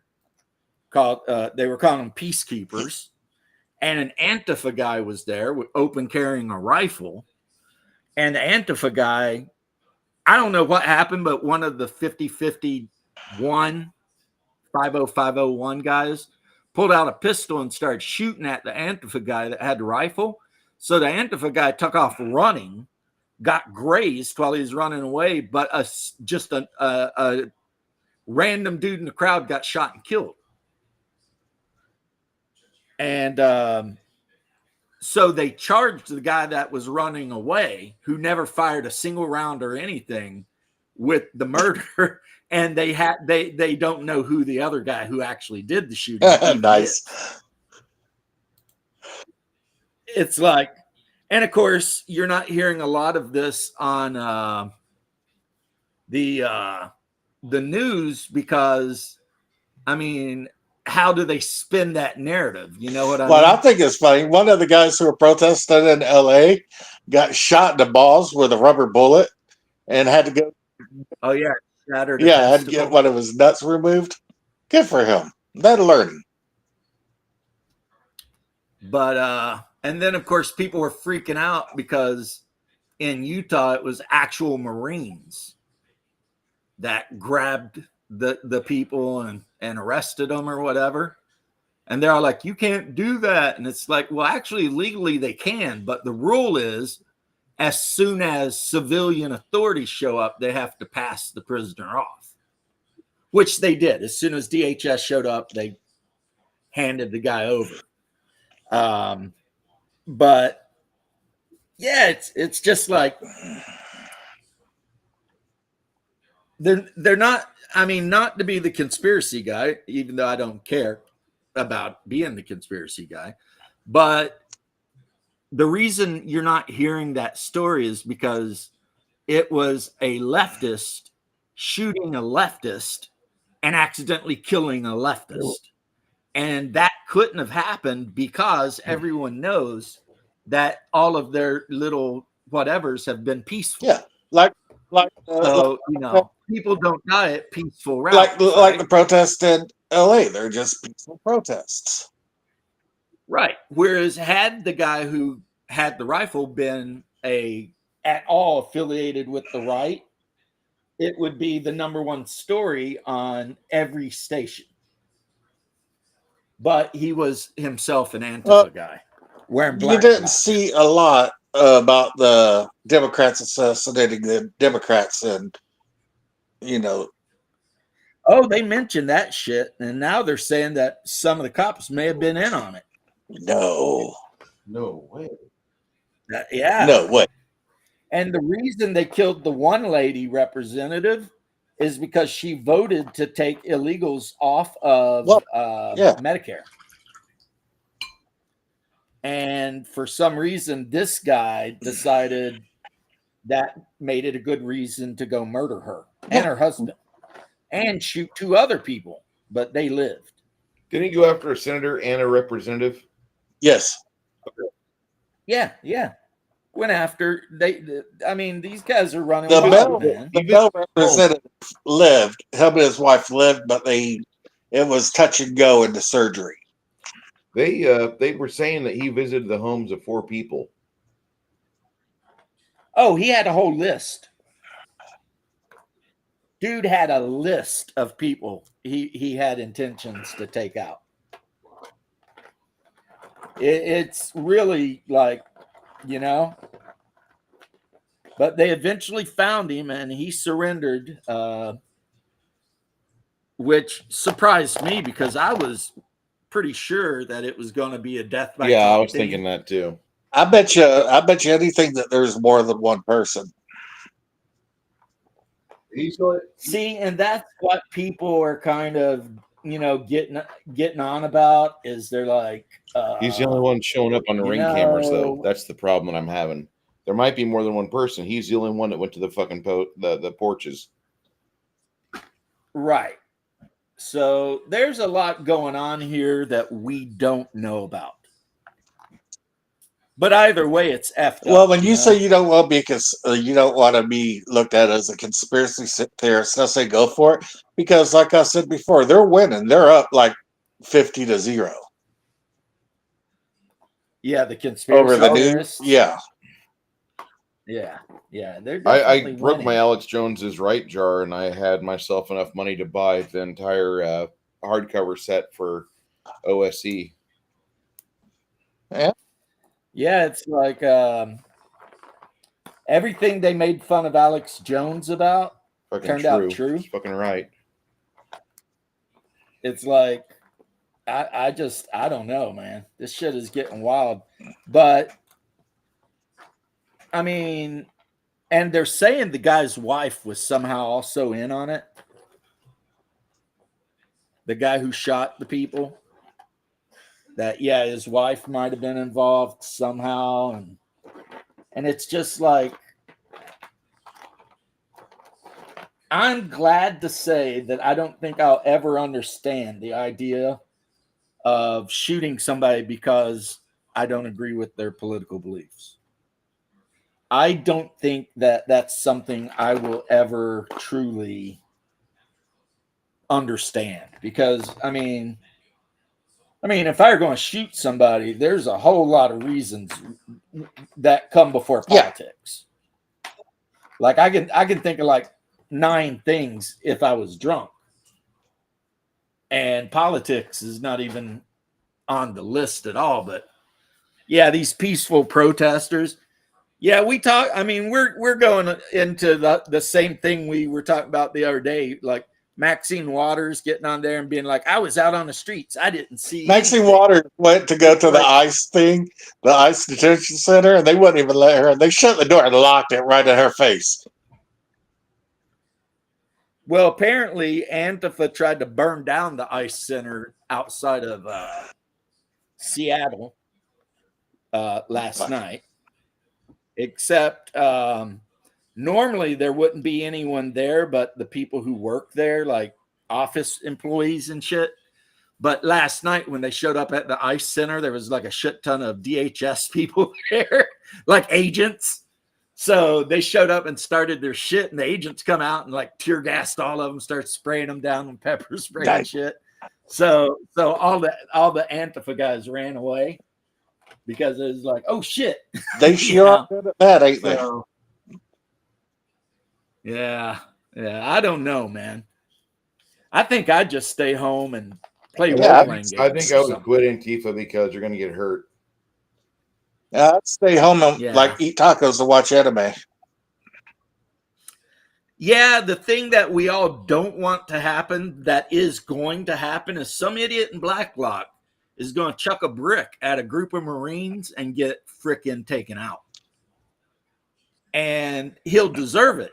But then, the people on the left will bitch about that's intentional assault with a deadly weapon. I don't care what the people on the left bitch about. Like, that's just fucking window noise. Yeah, you can kill somebody with a brick. So, I mean, I was surprised that I was watching those people throw the bricks off the interstate onto the cops. I was surprised about that. Well, the thing is, LA cops, they're walking this weird ground because it's like their city won't actually let them do anything. Did you see the idiots? So they show up to the riots, but they're not allowed to do anything. Did you see those idiots that were on top of the building throwing bricks, getting shot like in the dome with rubber bullets and just getting knocked out? Dude, I saw one guy. Yeah, he's like, okay. They had the picture of him, and he had like a wicked black eye because he got shot like right under. Yeah, there's these idiots, Bruce, up on top of a building, chucking bricks off of it and stuff.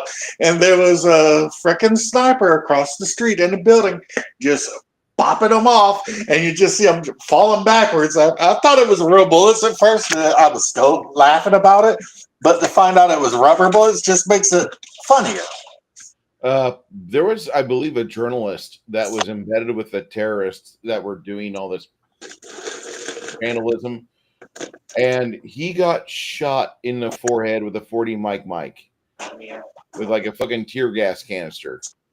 And it was he had like a tennis ball sized fucking red mark on his forehead. It looked like literally somebody just slammed his head down on the corner of a coffee table. Like, it just was the ugliest red mark. That's on Angry Cops' last video. There's an Australian reporter. She was out like reporting on the protest, and she got shot in the calf with one of the rubber bullets. Maybe if she wouldn't have embedded herself, it wouldn't have happened, Yeah. I remember during the Summer of Love when they fired the tear gas canister, and like this kid ran up and kicked the tear gas back towards the cops and was immediately shot in the ball sack with another right in the nuts. canister. Yeah. Right in the nuts, man. It was like boom. And dude just rolled over, man. It was like, well, I mean, Kind of asked for it. I mean, we all know the saying, right? You play stupid games, you win stupid prizes.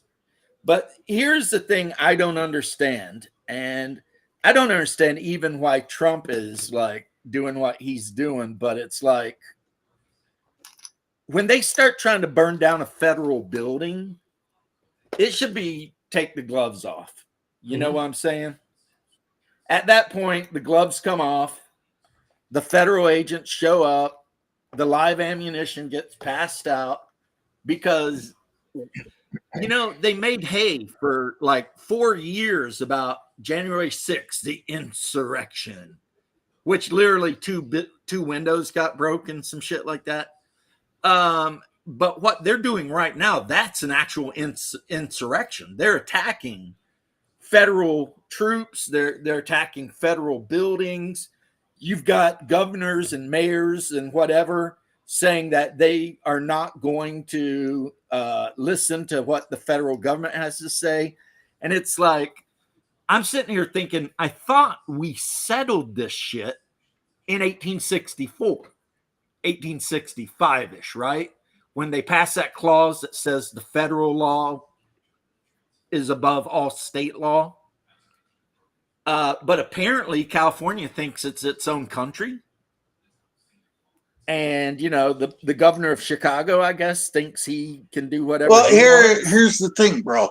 When it's comes to And they're talking all this shit. Come and get me, big boy. when it comes to the right, it's always the worst possible light, insurrection, treason, and shit like that. But when it comes to the left, it's always just peaceful protests.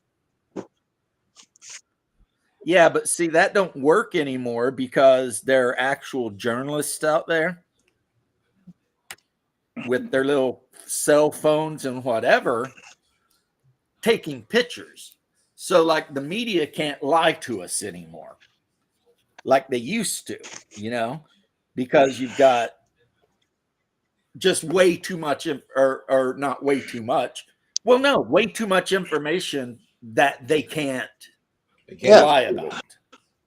Everybody has the ability to be a journalist now with their cell phone. Yeah. And that's a good thing. It's a great thing. Because I mean, anything that decentralizes power is a good thing. That's my slightly what do they call it? ANCAP side coming out. Like why have state police? Why not just let everybody carry a gun, and if you want police, hire them? I don't know if that would work, but hey. And if you shoot somebody and they didn't have any police hired, okay, you know, anarchy mixed with capitalism. I don't think that'd be good, but yeah, I don't know. Let's get back to less serious I'm going things. back to. We went for Chris Perkins. I'm going. Oh, by the way, Hungar. Nice. Oh, it focused Yeah, in. it's You know what that otter. is, right? That is an otter with a dagger. And he's very short. Well, he's an otter. Actually, he should be about 6 feet tall because he's an Amazonian river otter. Grrr. That would be cool, but no. He's an Appalachian river otter. Those are cooler because they're hillbilly otters. Yeah, so he'd be hanging out with what Bruce said, Eddie Otter. Yeah, Emmett Otter. Yeah, Emmett is a name that you hear. Yeah, well, it'd be an otter that's like hanging out in the river right down the road from my house. In the Appalachians. Yep. I went to the zoo in Tennessee, the Tennessee State Zoo, and they were showing off their otters because the Appalachian river otter had come very close to being extinct. But thanks to the work of a couple of different zoos and whatnot, they're now, I'm happy to report, doing awesome. Like they've been breeding them and letting them out and letting them out and letting them out. And you like my father and will literally ignore the blatant evidence put in front of him. I don't know what blatant evidence we're talking about, Crafting Gamer. If I'm ignoring some blatant evidence, though, if you tell me what it is, I will be like, oh, damn. Well, you know. Because I am not a proud man, and I'm not the kind of guy that thinks I'm It's always like the right. ocean otters were almost freaking wiped out for the fur. Yeah, and then they realized that it was destroying the entire economy because they're a cornerstone species. Yeah. Because if you wipe out the otters, they don't eat the oysters and sea anemones, and the sea anemones eat all of the kelp, and then the fish have nothing to eat, and they all die, and you end up with a desert. So, you know, it's almost like there was some higher being that had a plan when he made all the creatures. Well, I mean, yeah, I believe that, but even if you don't believe in God or anything, oh, that was a work thing. Okay. Yeah, I believe God made things the way he did, but even if you're an atheist, you have to be amazed at how perfectly everything fits together. I mean, it's almost like, at least to me, not attacking any atheists out there. You guys do what you do. But to me, that's why I believe what I believe, because it's like, I just can't believe things could be this perfect by themselves at random, you know? And I know a lot of people might not agree with that, but hey, you know, whatever, you know. Well, I'm going to bounce. Well, that's fine. We're about 14 minutes away from probably wrapping things Bruce, up. it is always good to see you and hear your voice, brother. Your game, what I called of it yesterday was good. Thank you. Yeah, his game is one of the few live plays on YouTube that I actually watch some of. I'm not going to like try to glaze Bruce and say I watch all of it, because that would be lying to him. I'm not saying. But I will say that I pop in and I watch his game. Sometimes I'll watch the game for a little bit, then I'll watch something else, then I'll come back and see what the group's up to at this I'm point. a great lurker. Like, I'll lurk on all of your videos, even if I don't say anything in the chat, just to make sure you get the thumbs up. And you, Appreciate that. If anybody wants to join a game that's in the experimental phase and it feels a lot like Rollmaster, but it tries to be faster than that, and I like the initiative system the way it is, where you make an action, you do the action, I ask you what are you doing next, and I tell you how many seconds from now that's going to be before you can get it off. If you like that idea and you want to play in a game like that, they're at 7th level right now, and it's going to run for a lot of levels. Like my Pathfinder games are going for, like, the campaign that I want to run. If they don't have a TPK, they're going to go to like 22nd level. This here, I've got the rules kind of laid out, and it could go to like, you could go for 7 years. So if you can give me a commitment of at least 3 years, I got you every other Saturday. I can't give you that kind of commitment, Bruce. I know, Haas, and I treasure you for just being a lurker, but I'm not just saying that for you and for James. It's for the other people here in the chat as well. Yeah, anybody who might hear this chat. No, I can't commit to anything, and also I am the worst player ever. Wow. And you definitely would not want me in your game. I don't know how that is, James. It's because I've been a DM and a forever DM for so long that I forgot how to play. And I would love to play, but I can't. I don't make any long-term commitments. I get that. And people might laugh about that and be like, how is that possible? It is possible, guys. You can absolutely be a forever DM so long that you forget how to even play the game. Well, And that's what happened to me. And also because it takes a certain personality type to be a DM in the first place, you will almost always end up with friction. love you, brother. Because the DM who's playing is always going to think that they know a better way something should have been done than the DM That's who's why learning. MB was such a bad And player, because he always thought that he was a better DM. oh, the bitter, yeah, that might be why he got kicked out of Bubba's game. But I love you, brother, and I'm gonna go. God bless you, Angar. All right, because I mean, Bubba kicked his ass out of his game for being, and I had to deal with that guy for literally 2 decades. 2 decades of this guy. It's like, oh my god. But I'm a very patient person a lot of times. There's like really only one thing that'll make me be not patient. And that's typically blasphemy. But outside of that, yeah, I'm like whatever. I'm serious though, Shark. The guy that Bubba kicked out of his game, he goes by Mike the Bitter. I was the best man in his wedding. I put up with so much shit out of that guy. You know, and I don't even know why now that we stopped hanging out like a year ago. Now I question why we even hung out, because I'm like, dude, we were so not compatible. You know what I mean? Like, there was no Were compatibility. you trauma there. bonding like what James Cameron does with his marriages? Because that's what me and Janet kind of discovered yesterday. Because James Cameron hasn't produced a good movie since '94. He really, like, you can say whatever you want about Titanic. The last great movie he made was True Lies.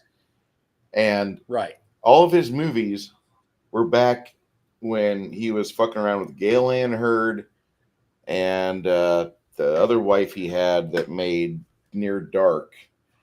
And other than those two ladies, everyone else has been bad for his dick resume. He's had 5 marriages. Okay. He and I met playing Magic, and then we met a third person that he knew. So it was a friend of him, but not of me. And this guy knew about a vampire game. So then the 3 of us started going to the vampire game, and that's where I met the third guy's friend, who wasn't really friends with Mike. And so basically, my friend group kept growing because of all these different people, right? But, and he kind of latched on to me, because I know it's going to be hard to believe, and I don't want to sound like I'm bragging, but back in my mid-20s, early 30s, I was the cool guy, right? Because I was the big, fit, handsome, all the women wanted to throw their booties at me, right? And he kind of latched on, and I kind of just put up with his shit. And this guy, I mean, he literally looked like a really, really skinny Jerry Lewis. And he's the kind of guy that will argue everything. And if you tell him something, instead of saying Chip said this, Chip is the nickname that some people call me, he would say, well, allegedly, which of course just pissed me off. Because I'd be like, what the hell do you mean allegedly? I just said it. Either you can call me a liar or not, but at least have the balls to call me a liar if that's what we're going to do, right? And my mom even, like, over the years was like, I don't understand why you hang out with that guy. All he does is start shit. And then when he makes you lose your temper, he cries about you being mean to him. He plays like he's the victim, right? And basically, what turned out to be the truth is he was only hanging out around me because I was the guy that had games going and that other people wanted to hang out with, right? And this like gamer bar opened up in town, and he got to know them all, and they decided they would let him run a game. So he immediately dropped out of my game. And not only that, he called all of the players in my game behind my back and asked them if they wanted to join him at his new game, which all of them said, no, thank you. I think the real straw that broke the camel's back is we were switching from one game to another. And I think he really wanted to run the game, but all of the players were like, no, we don't want you to run the game. And they voted for my other brother, who sometimes drops in, Windrunner, to run the game, which was Vampire. And I think that was when he was like, yeah, I'm done with these guys. So the group he started in town fell apart, you know, and so he joined Bubba's game. And I think that lasted like, I don't know, a month, 2. You'd have to ask Bubba. But one day Bubba was telling me about this guy and he started describing him.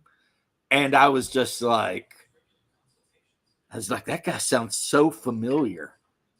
And then later I found out it was who it was. Now, here's what's really crazy. The guy he introduced me to that has since moved up to West Virginia or some shit, he and I remained friends and are friends to this day. And he calls me all the time. And we talk about gaming and shit like this, right? And like years ago, this guy, Brian, he told me, whatever you do, don't ever trust Mike. He will betray you. And I'm like, nah, man. Because you know how I am. You try to be optimistic. I'm always like, nah, man, he's a good guy. It's not that big of a deal, right? And Brian was right. So like all of the people he hung out with that he introduced me to, we all hang out, but none of us hang out with him. But apparently, like, he did something you shouldn't ever do. And that is Brian and his girlfriend broke up. And that day he asked Brian's girlfriend out on a date. Ooh. And it's like, okay, look, you can date the ex of someone you know, but you got to wait a while. And you got to talk to them and be like, hey, man, is it going to cause some static? You know what I'm saying? Because Brian, he was dating the Navy girl when I met her, and they ended up splitting up. And then like a couple of years later, she and I hooked up. And before I did anything, I asked him, I was like, is this cool? And he was like, totally cool, bro. Don't worry about it. And, you know, so basically, you know, the rules of etiquette were applied. And therefore, no one had to declare Canley, which for those of you who don't know is the right to a duel in Dune. And the reason I bring it up is because I've been playing a lot of the Dune MMO lately. You like it? I love it. It's like Conan Exiles, except the world is maybe 20 times bigger. There's a shit ton to do. You can join different houses. You can actually PvP other people some places and get involved in all kinds of shit and build your own house somewhere. Like, you know, I've got a pretty good base built, and I built myself a sand trike, which is basically like you know, those spiders, the trikes with the 2 wheels in the front and one in the back.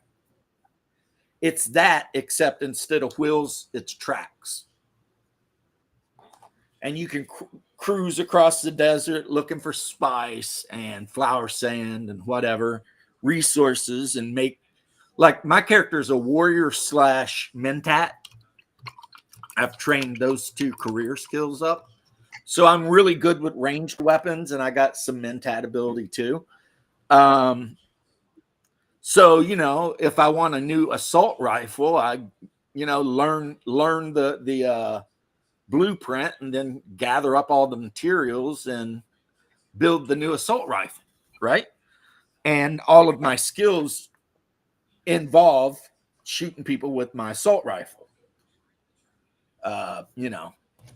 But now recently I got my hands on, I just built myself a Mark II shield generator. And I've already got a sword, so I think in some future combats, I'm just going to start taking it to people, because if your opponent has a shield on, taking them out with an assault rifle is a pain in the ass compared to just taking them out with like a melee weapon. You know what I mean? Because I don't know if you know this or not. I assume you do, Bruce. The slow blade passes the shield. And so what you do with a sword, and I'm pretty good at it, is you just beat on this guy, just beat the shit out of him until you knock them off balance. And then you hold down the power attack and you see yourself slowly, put the sword through them, and they die, I will say this game is lethal as hell too, though. Like, you can be out there effing around, and if you get into a fight with a bunch of NPCs, Gonna die.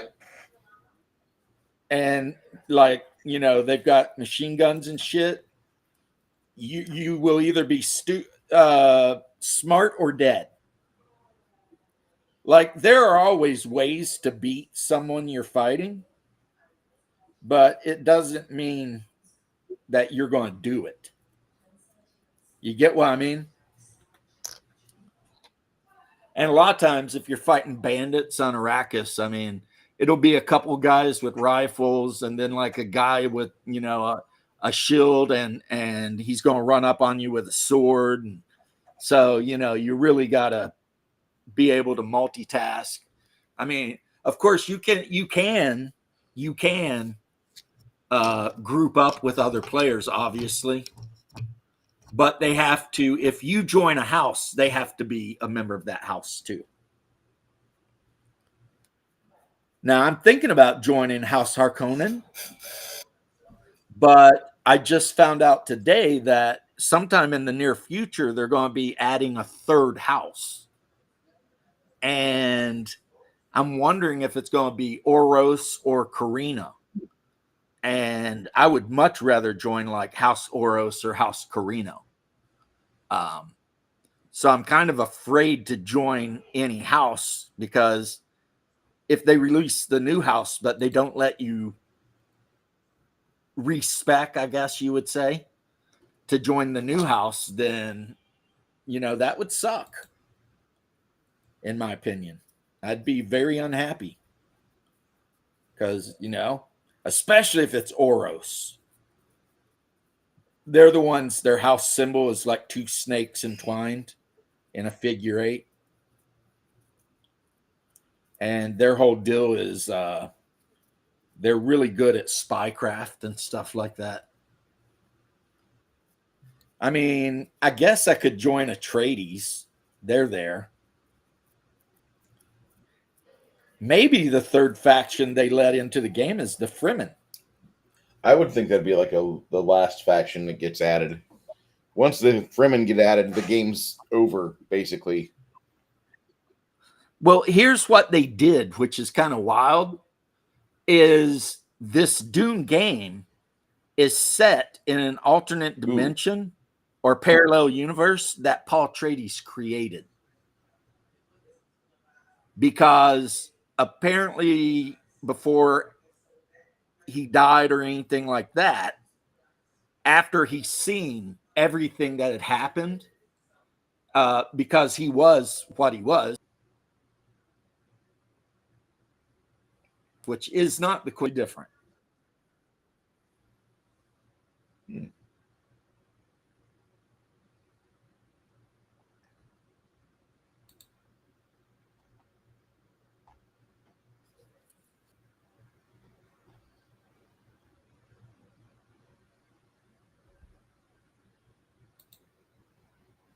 Hello? Guys, did James pause or is that my internet? Hello?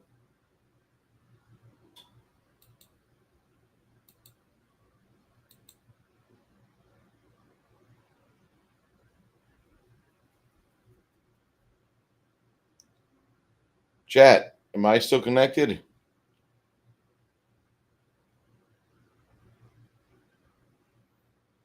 Says I'm live. This is weird.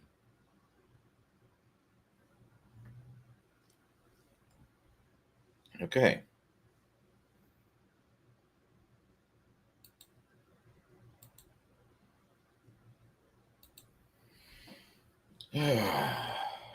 All right. So maybe James has got some thunder and lightning going on right now. Let me check his local weather.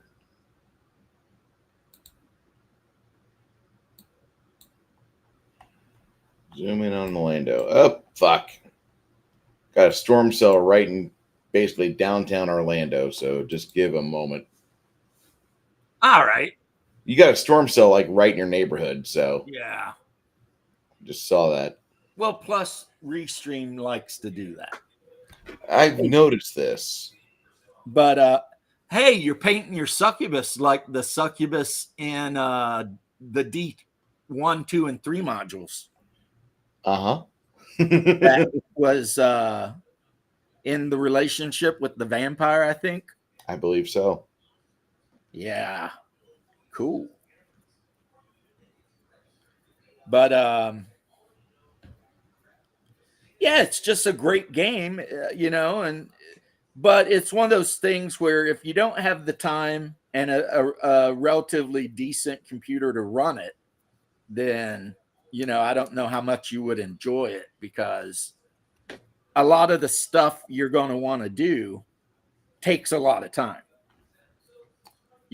Like at some point you're going to need silicon blocks, right? Hundreds upon hundreds of them. So you got to And make you them. could spend hours a day for a week to get that much silicon blocks. Well, actually, you don't get silicon blocks, you get flour sand, which you then got to take to your base and run through a machine to have it turned into silica. So yeah, it's a very intensive game. There's just a lot of stuff going on. Now, yeah. Nimitz is moving to the area. Where, Israel?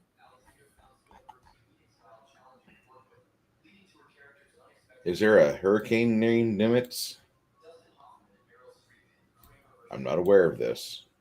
That'd be kind of cool, though, Mm-hmm. to name a hurricane after an admiral. Mm-hmm. But Mike never got divorced. He's just an idiot. And the main reason he would come to my house, and this is kind of gossiping, but not really. I don't want to be super gossipy, but the main reason he came to my house was to bitch about his wife. And then I would pretty much tell him he's wrong and that his wife is actually pretty awesome and he should be, happy with her. And then he would agree with me. And eventually he would go home after we'd played our game or whatever, because he'd come over and we'd play Baltec or whatever. But sure as shit, a couple weeks later, he'd be at the house bitching about his wife.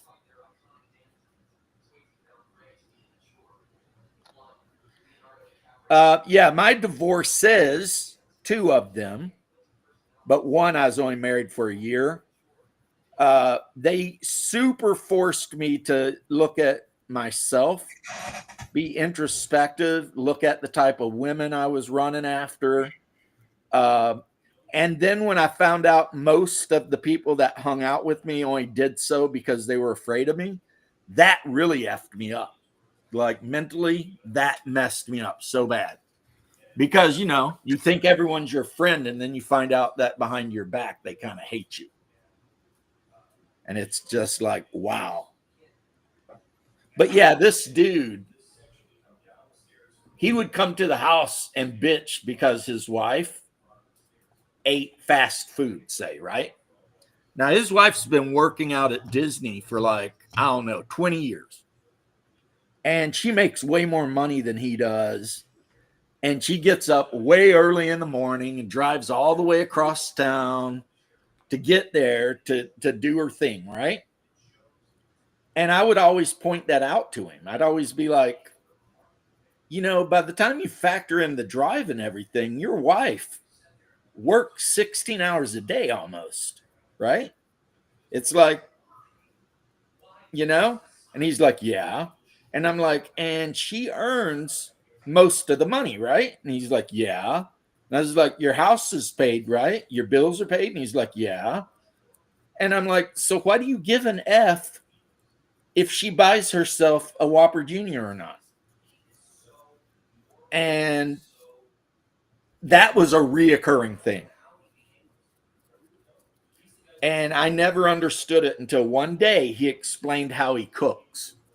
And basically, he will pick a spice, like, you know how you buy those spice, you know, jars, Yep. whatever you would call them.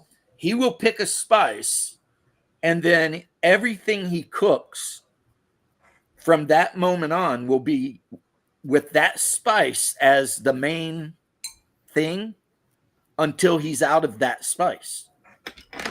That is a boring piece of shit. So he was explaining to my wife and I, like, yeah, so I picked ginger. So everything I made featured ginger. And I'm just sitting here like, why are you torturing your family? And his response is, well, I don't want my daughter to learn to like food because I don't want her to get fat when she gets older.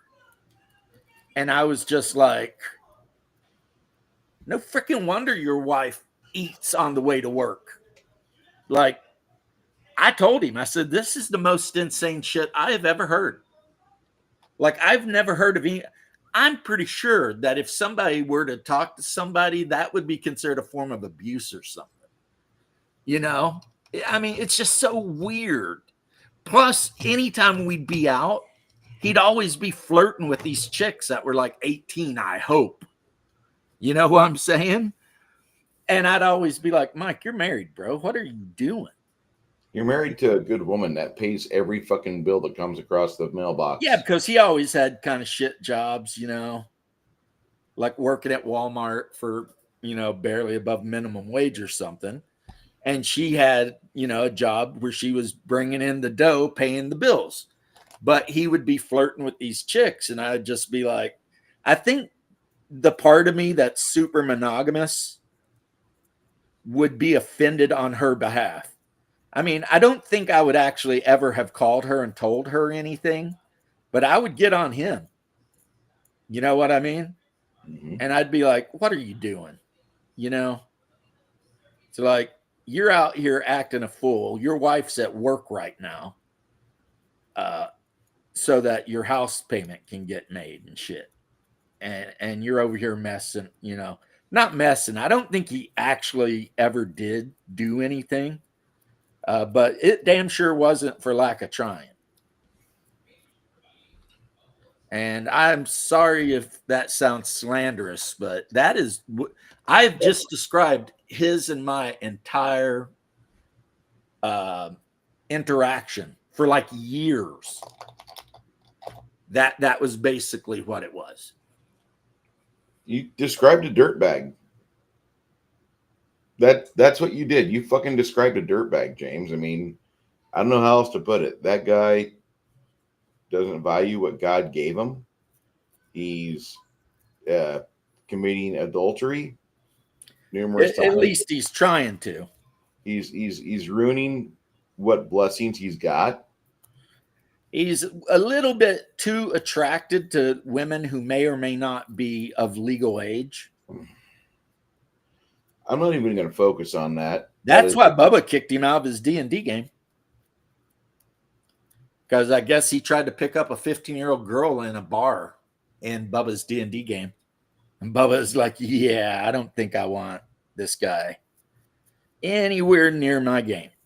Ask Bubba about it. He'll tell you. So, you know. Which, let's be honest, in medieval Europe, that would have been fine. But in a fantasy game. We're not in medieval Europe. Right. You're all sitting around a table together. Exactly. In a fantasy game, that shit ain't fine. No. And that's still different than like you watching like Goblin Slayer. Well, at least in Goblin Slayer, the priestess is 17. Was she? And really, that's an age thing. If 15? I were like 19, I might date a 17-year-old. Was she 17 or 15 when she resurrected him? In Goblin Slayer Bridge, she says she's 17. Okay. But I don't know if in the actual Goblin Slayer what age she is. Because I believe she's 15 in the first season. But you have to remember that at the time that thing was made in Japan, the age of consent was 12. Okay.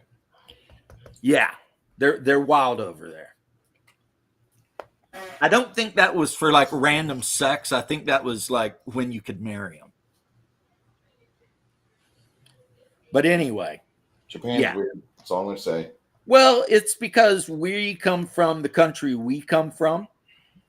And sometimes we, people like us, we run the risk of thinking every other country abides by our morals and our ethos. And the reality is that is not true. That's not true. Correct. That is not true. Like, there's slaves in Qatar and that place where the Houthis live. There's a shit ton of child brides over there. And, and it's like, so, and that's what's funny. These idiots that go over there talking about they want to march to Pakistan. It's like, nothing about their culture. And you assume because the Egyptians are Muslims, they're friends with the Pakistani. As if every single country in the Middle East doesn't absolutely hate every other country, regardless of religion. Because, they all do. Iranians who are Persian, they do not like the Iraqi or any Arab because they consider themselves a totally different people group. They're Persians. They're Persians. Persians are not Arabs. And they had a great empire and blah, blah, blah. And fuck those Arabs, And even Christ was like, don't trust the Persians. Don't trust the Arabians. So, yeah, it's like, it's so weird, But the problem with leftists, like I said, is either they're malicious or they're really good-natured but stupid. And they just believe shit that is just patently not possible, Like Reagan said, the problem with them is that they believe so much that simply isn't true. And that's the thing, the kind of people who actually think free healthcare is free. Because I guess no one sat down with them as an economist and explained to them that nothing is free.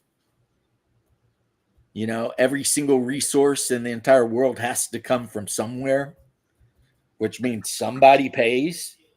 But, I think the malicious ones know this and they just don't care because they want the power and whatever. That's it. And then the innocent idiots actually believe it because they're idiots. I forget who it was that called those useful idiots. Might have been Marx, might have been Lenin, whoever it was. I think it was Marx. Yeah, but there is a whole group of people who are literally that way. And then if you sit down and you actually explain shit to them, some of them will actually believe you. They'll be like, "Oh, I didn't know that." I mean, one of my nieces is like that. She not anymore. Now she's hardcore. She like what's it called when you move on to land for free, but you gotta live there for like 15 years and then it's yours? I know what you're talking about. Homestead. Yes. When she was younger, like late teens, early to mid 20s, she was a super freaking hippie, right? Like hippy dippy, charging her crystals, lesbian, had a girlfriend, all that shit.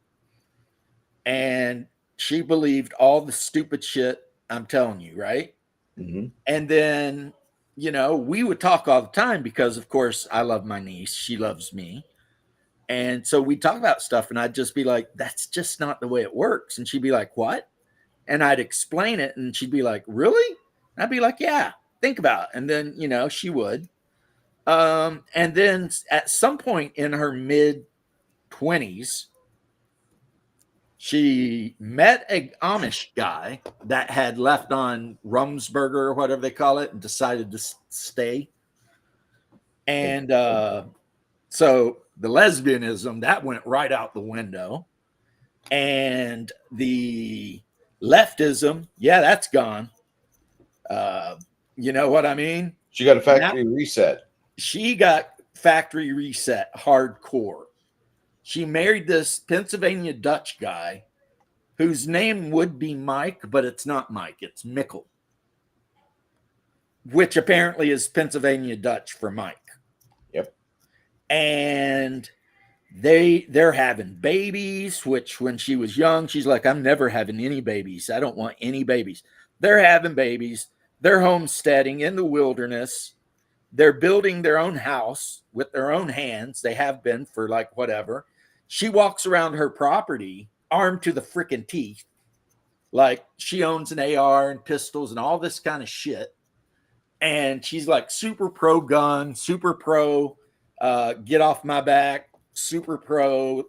She turned into like the exact opposite of the hippie leftist. You know what I mean? And I'll tell you what, her first little baby is one of the most adorable looking little kids you ever saw. I mean, just, how most babies look like weird aliens? Yes. Her baby looked like a pretty baby. Like how every now and then you see a baby and you're like, damn, that's a pretty baby. I guess she's got, good genetics or something, but I mean, she's half Italian and half Polish, so. Real And pretty. then, of course, Genetics. a dash of whatever the hell her mom is, which is my aunt. And I always call her my niece. Some of you are thinking, wait, your aunt's kid, you're calling your niece, right? Yes, I know she's my cousin, but they always call me uncle. Since they were little babies, they always called me uncle. So I always called them nephew and niece. My cousin's kids call me Uncle Bruce. Well, because in a lot of families, and I'm surprised that even you guys up north do it, but in Southern families, a lot of times, uncle is a term of respect. Mm-hmm. And people you're not even blood related to can become uncle. I think the only rule is they have to be a male and they have to be like as old as your dad. At which point they can, if they're cool and they take care of you and you whatever, they become uncle. And so yeah, and being their uncle is like one of my favorite things in life. They're great kids, the boy and the girl. They're great kids. And then on the other side, I've told you about my nephews and nieces. They're amazing kids. They one's an officer in the Navy. They all have like at least master's degree or higher. It's like, well, okay, not the Navy guy. He got bachelor's, but his bachelor's is in like mechanical engineering or some shit from Auburn. which apparently is a really good school. I wouldn't know. But apparently Auburn is a really good school and has one of the world's, like, America's premier engineering programs. So he went through that, got his engineering degree, and then joined the Navy, went through officer training, graduated from that, and then went to nuke tech school, graduated from that, Pretty smart guy. and then decided to be on a submarine. Not so smart.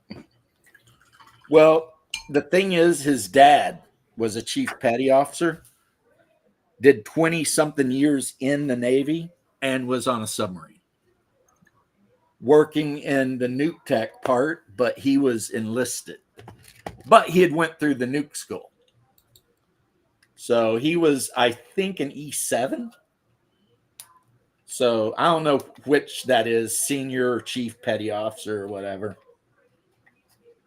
E7 is just a regular chief petty officer. Chief petty officer, okay. So basically his dad retired from the Navy as a submariner chief petty officer that worked on the reactor.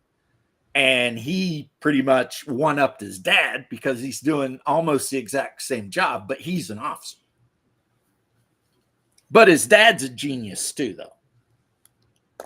Even though he and I never really got along great because our hobbies were just too different, you know? Like, he's the kind of guy that after he gets home from work or home from a cruise, just wants to sit in the living room, watch the Auburn game, maybe drink a little whiskey, and barely talk to anyone. And so while I'll never say he's a bad guy, because I don't think he really is, I think he's a great guy. Him and I don't think we ever broke that line between brother-in-law and friendship. You know what I mean? Because we're just too different, you know? Like, this is a guy that would never dream of playing D&D, you know what I'm saying? Yeah. And he's not Like, interested. if you got stuck in a house with him and the power went out, you would not be reaching for your bag of dice and miniatures. You'd be like, fuck. Yeah, pretty much. Yeah. That's pretty much what it would be. It'd be like, shit, now what? I don't want to be here with this guy. And it's like I said, it's not that he's bad. He's not a bad guy at all. He's a great guy. He raised brilliant children. I mean, you know, he did his time in the military. He is a great human being. He's a damn patriot. But yeah, he's not a nerd the way I am, you know? Like,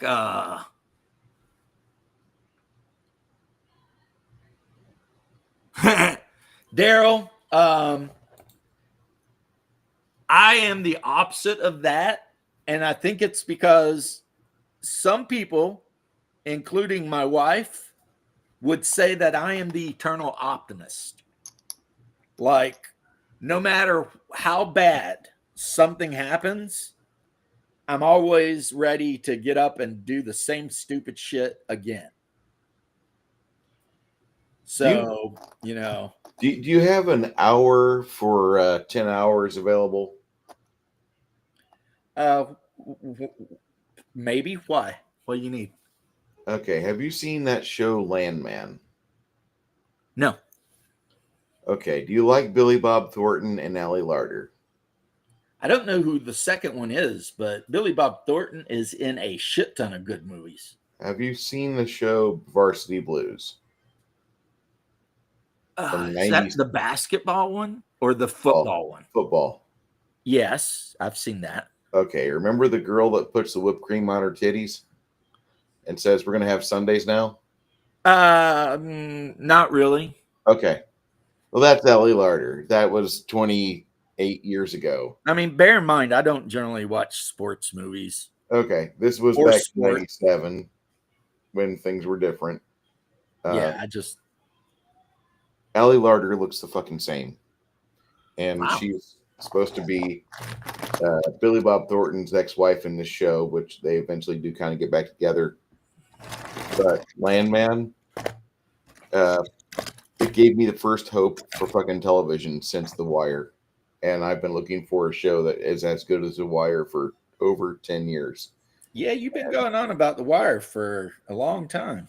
Landman is the only thing we got to look forward to. I think I'm going to start watching Goliath here probably in the next couple days, but that's another Billy Bob Thornton show. But Landman is seriously just one of those very good shows, and it also illustrates like how much PTSD you get in the oil field because you see shit happen on the show. It's like, well, that actually looks fairly fucking accurate. I remember an accident happened in front of me once. Fuck. Oh, I bet. I mean, you're out on the oil field, shit, you know? Everybody's high on fucking some designer fucking drug or something, and you're there with your coffee or your coffee beans are tucked in your mouth, and you're trying to stay awake because you've been awake for 27 hours, and next thing you know, you're trying to clean up a site because the safety guy is coming there to take photographs. It's like, I don't want to do this. I don't know if I should be doing this. There's a lot of that in that show. It's a good show. Very accurate, though. The last show I watched any length of was the last season of Alone. I've not even heard of that show. It's a show where contestants get dropped off in the middle of bumfuck somewhere, really bad. And the last one, Daryl's a Landman fan too. The last one to call in on the phone or not call in wins like $500,000. And they're sent to wherever they're going to be sent to with basic survival gear. And then they get to pick a number of things from a list and a big camera set up with solar batteries. Hey, Jose.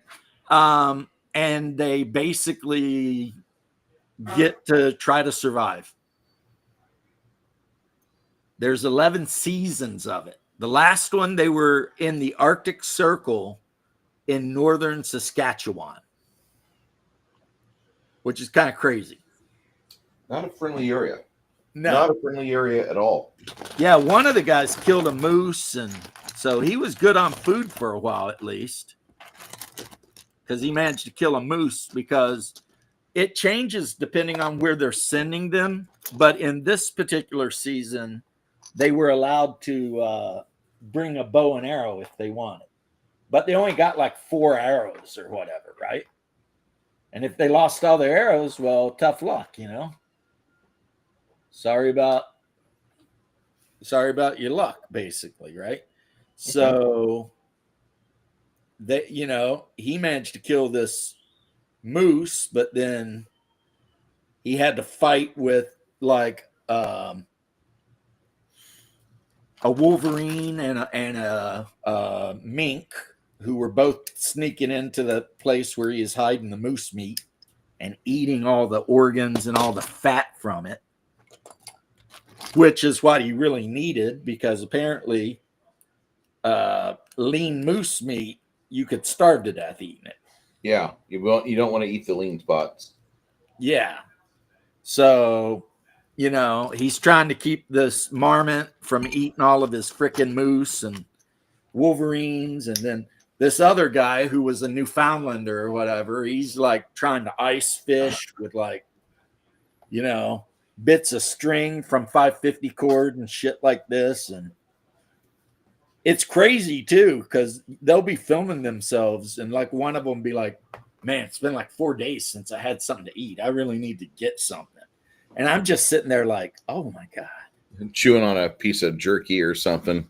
Yeah, you know, like my wife will make us a delicious dinner, you know, a main dish and sides and all of it. You know what I'm saying? And we're sitting together on the couch watching these guys talk about how they haven't had anything to eat in 7 days. And it's just like, oh my God. So it's basically like Survivor Island, except real. Okay. Because other than their whatever biweekly or weekly or whatever medical checkups to make sure they're not dead, they get nothing from the outside world. They're just there. And they got to make their own shelter. They got to do all their own shit.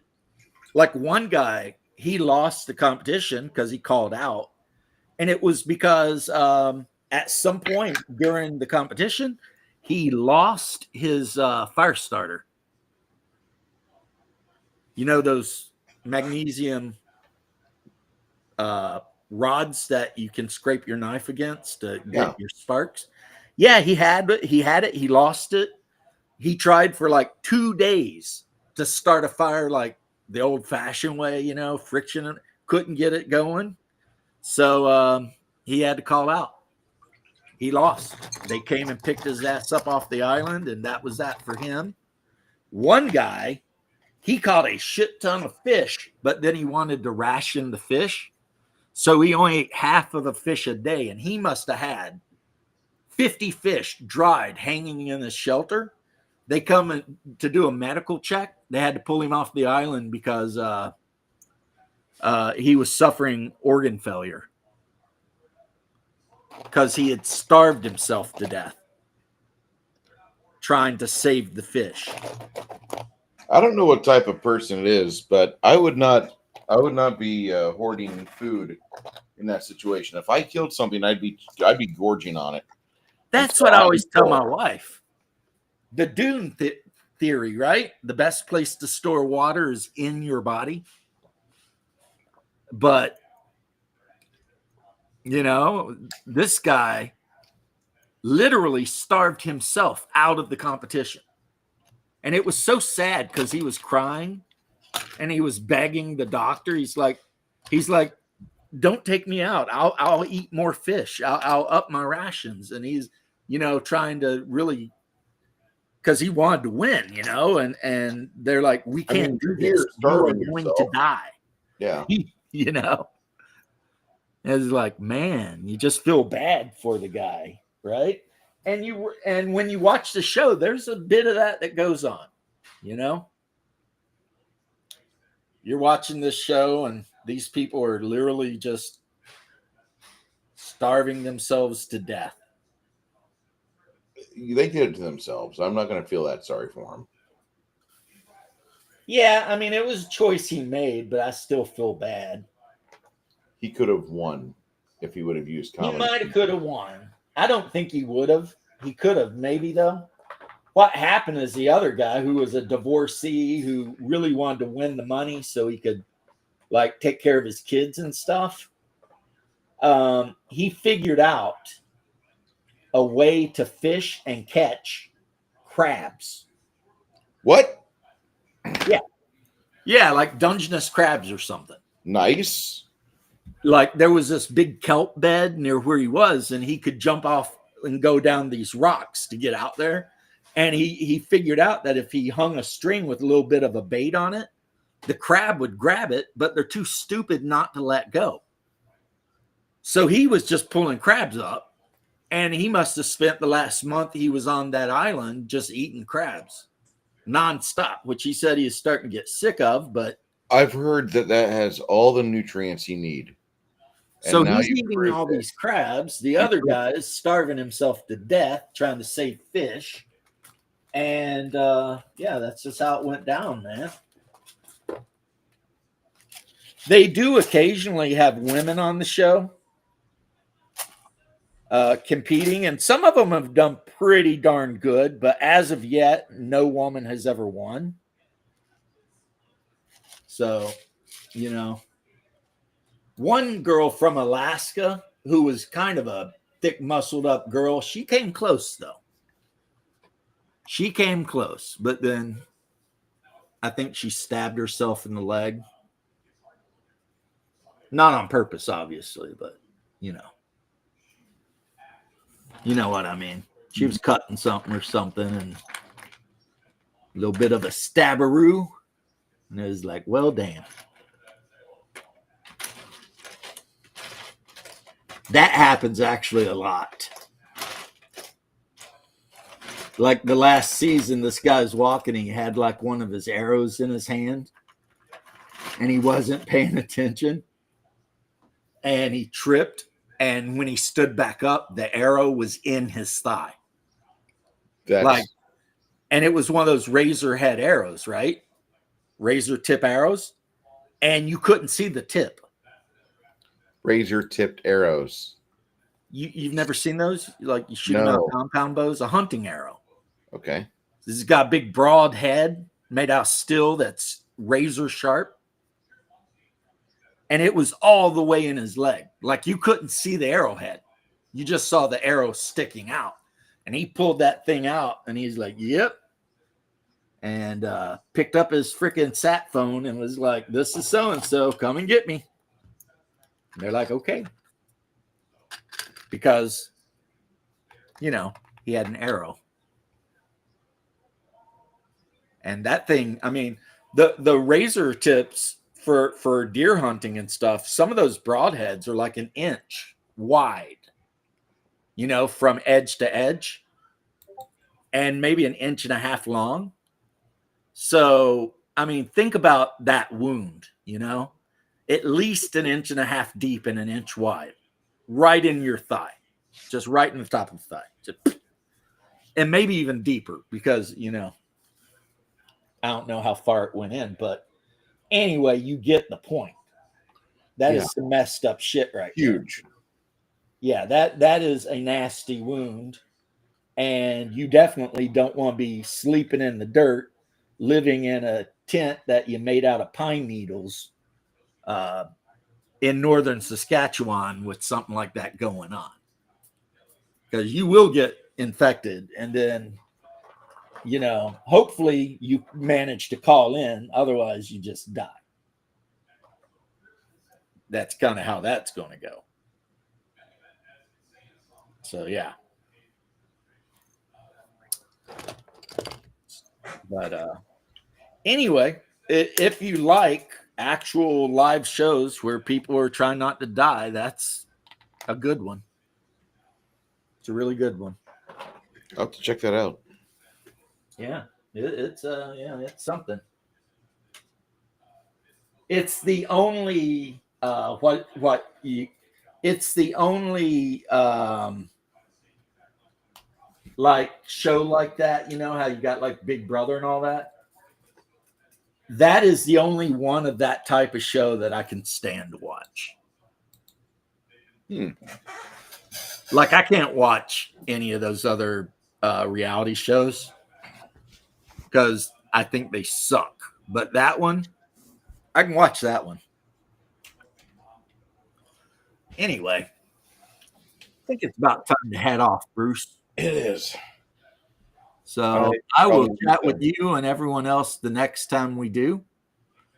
Hey, maybe Shark, if you want, maybe Monday we can have a topic of conversation be about how to live through a divorce or two. That could be a really good topic for some of our guys. Yeah, it might be a good topic. Like I said, I'm the eternal optimist. I always think the next time will be better. Not always true, but it's just how I am. Anywho, I will chat with everyone later. Bruce, as always, I appreciate you. And also, anyone who happens to watch this show at some point, go watch Bruce's stuff. It's good. I try. I really do try. Apologize in advance for you rabid fans of The Abyss. I gave the movie a not so glowing review on Sunday. Yeah, that's, you know, it is what it is. It is. You have a good I prefer the one where they go into the Russian submarine and drink the vodka and all turn into mutants. What is that one? I thought it was The Abyss, but apparently I'm wrong. No, that's not a James Cameron movie. That would be a fun James Cameron movie, but it's not his. You guys have a great night. Thank you so much for being here with us. Thank you, one and all. And James, I'll see you soon. Yeah.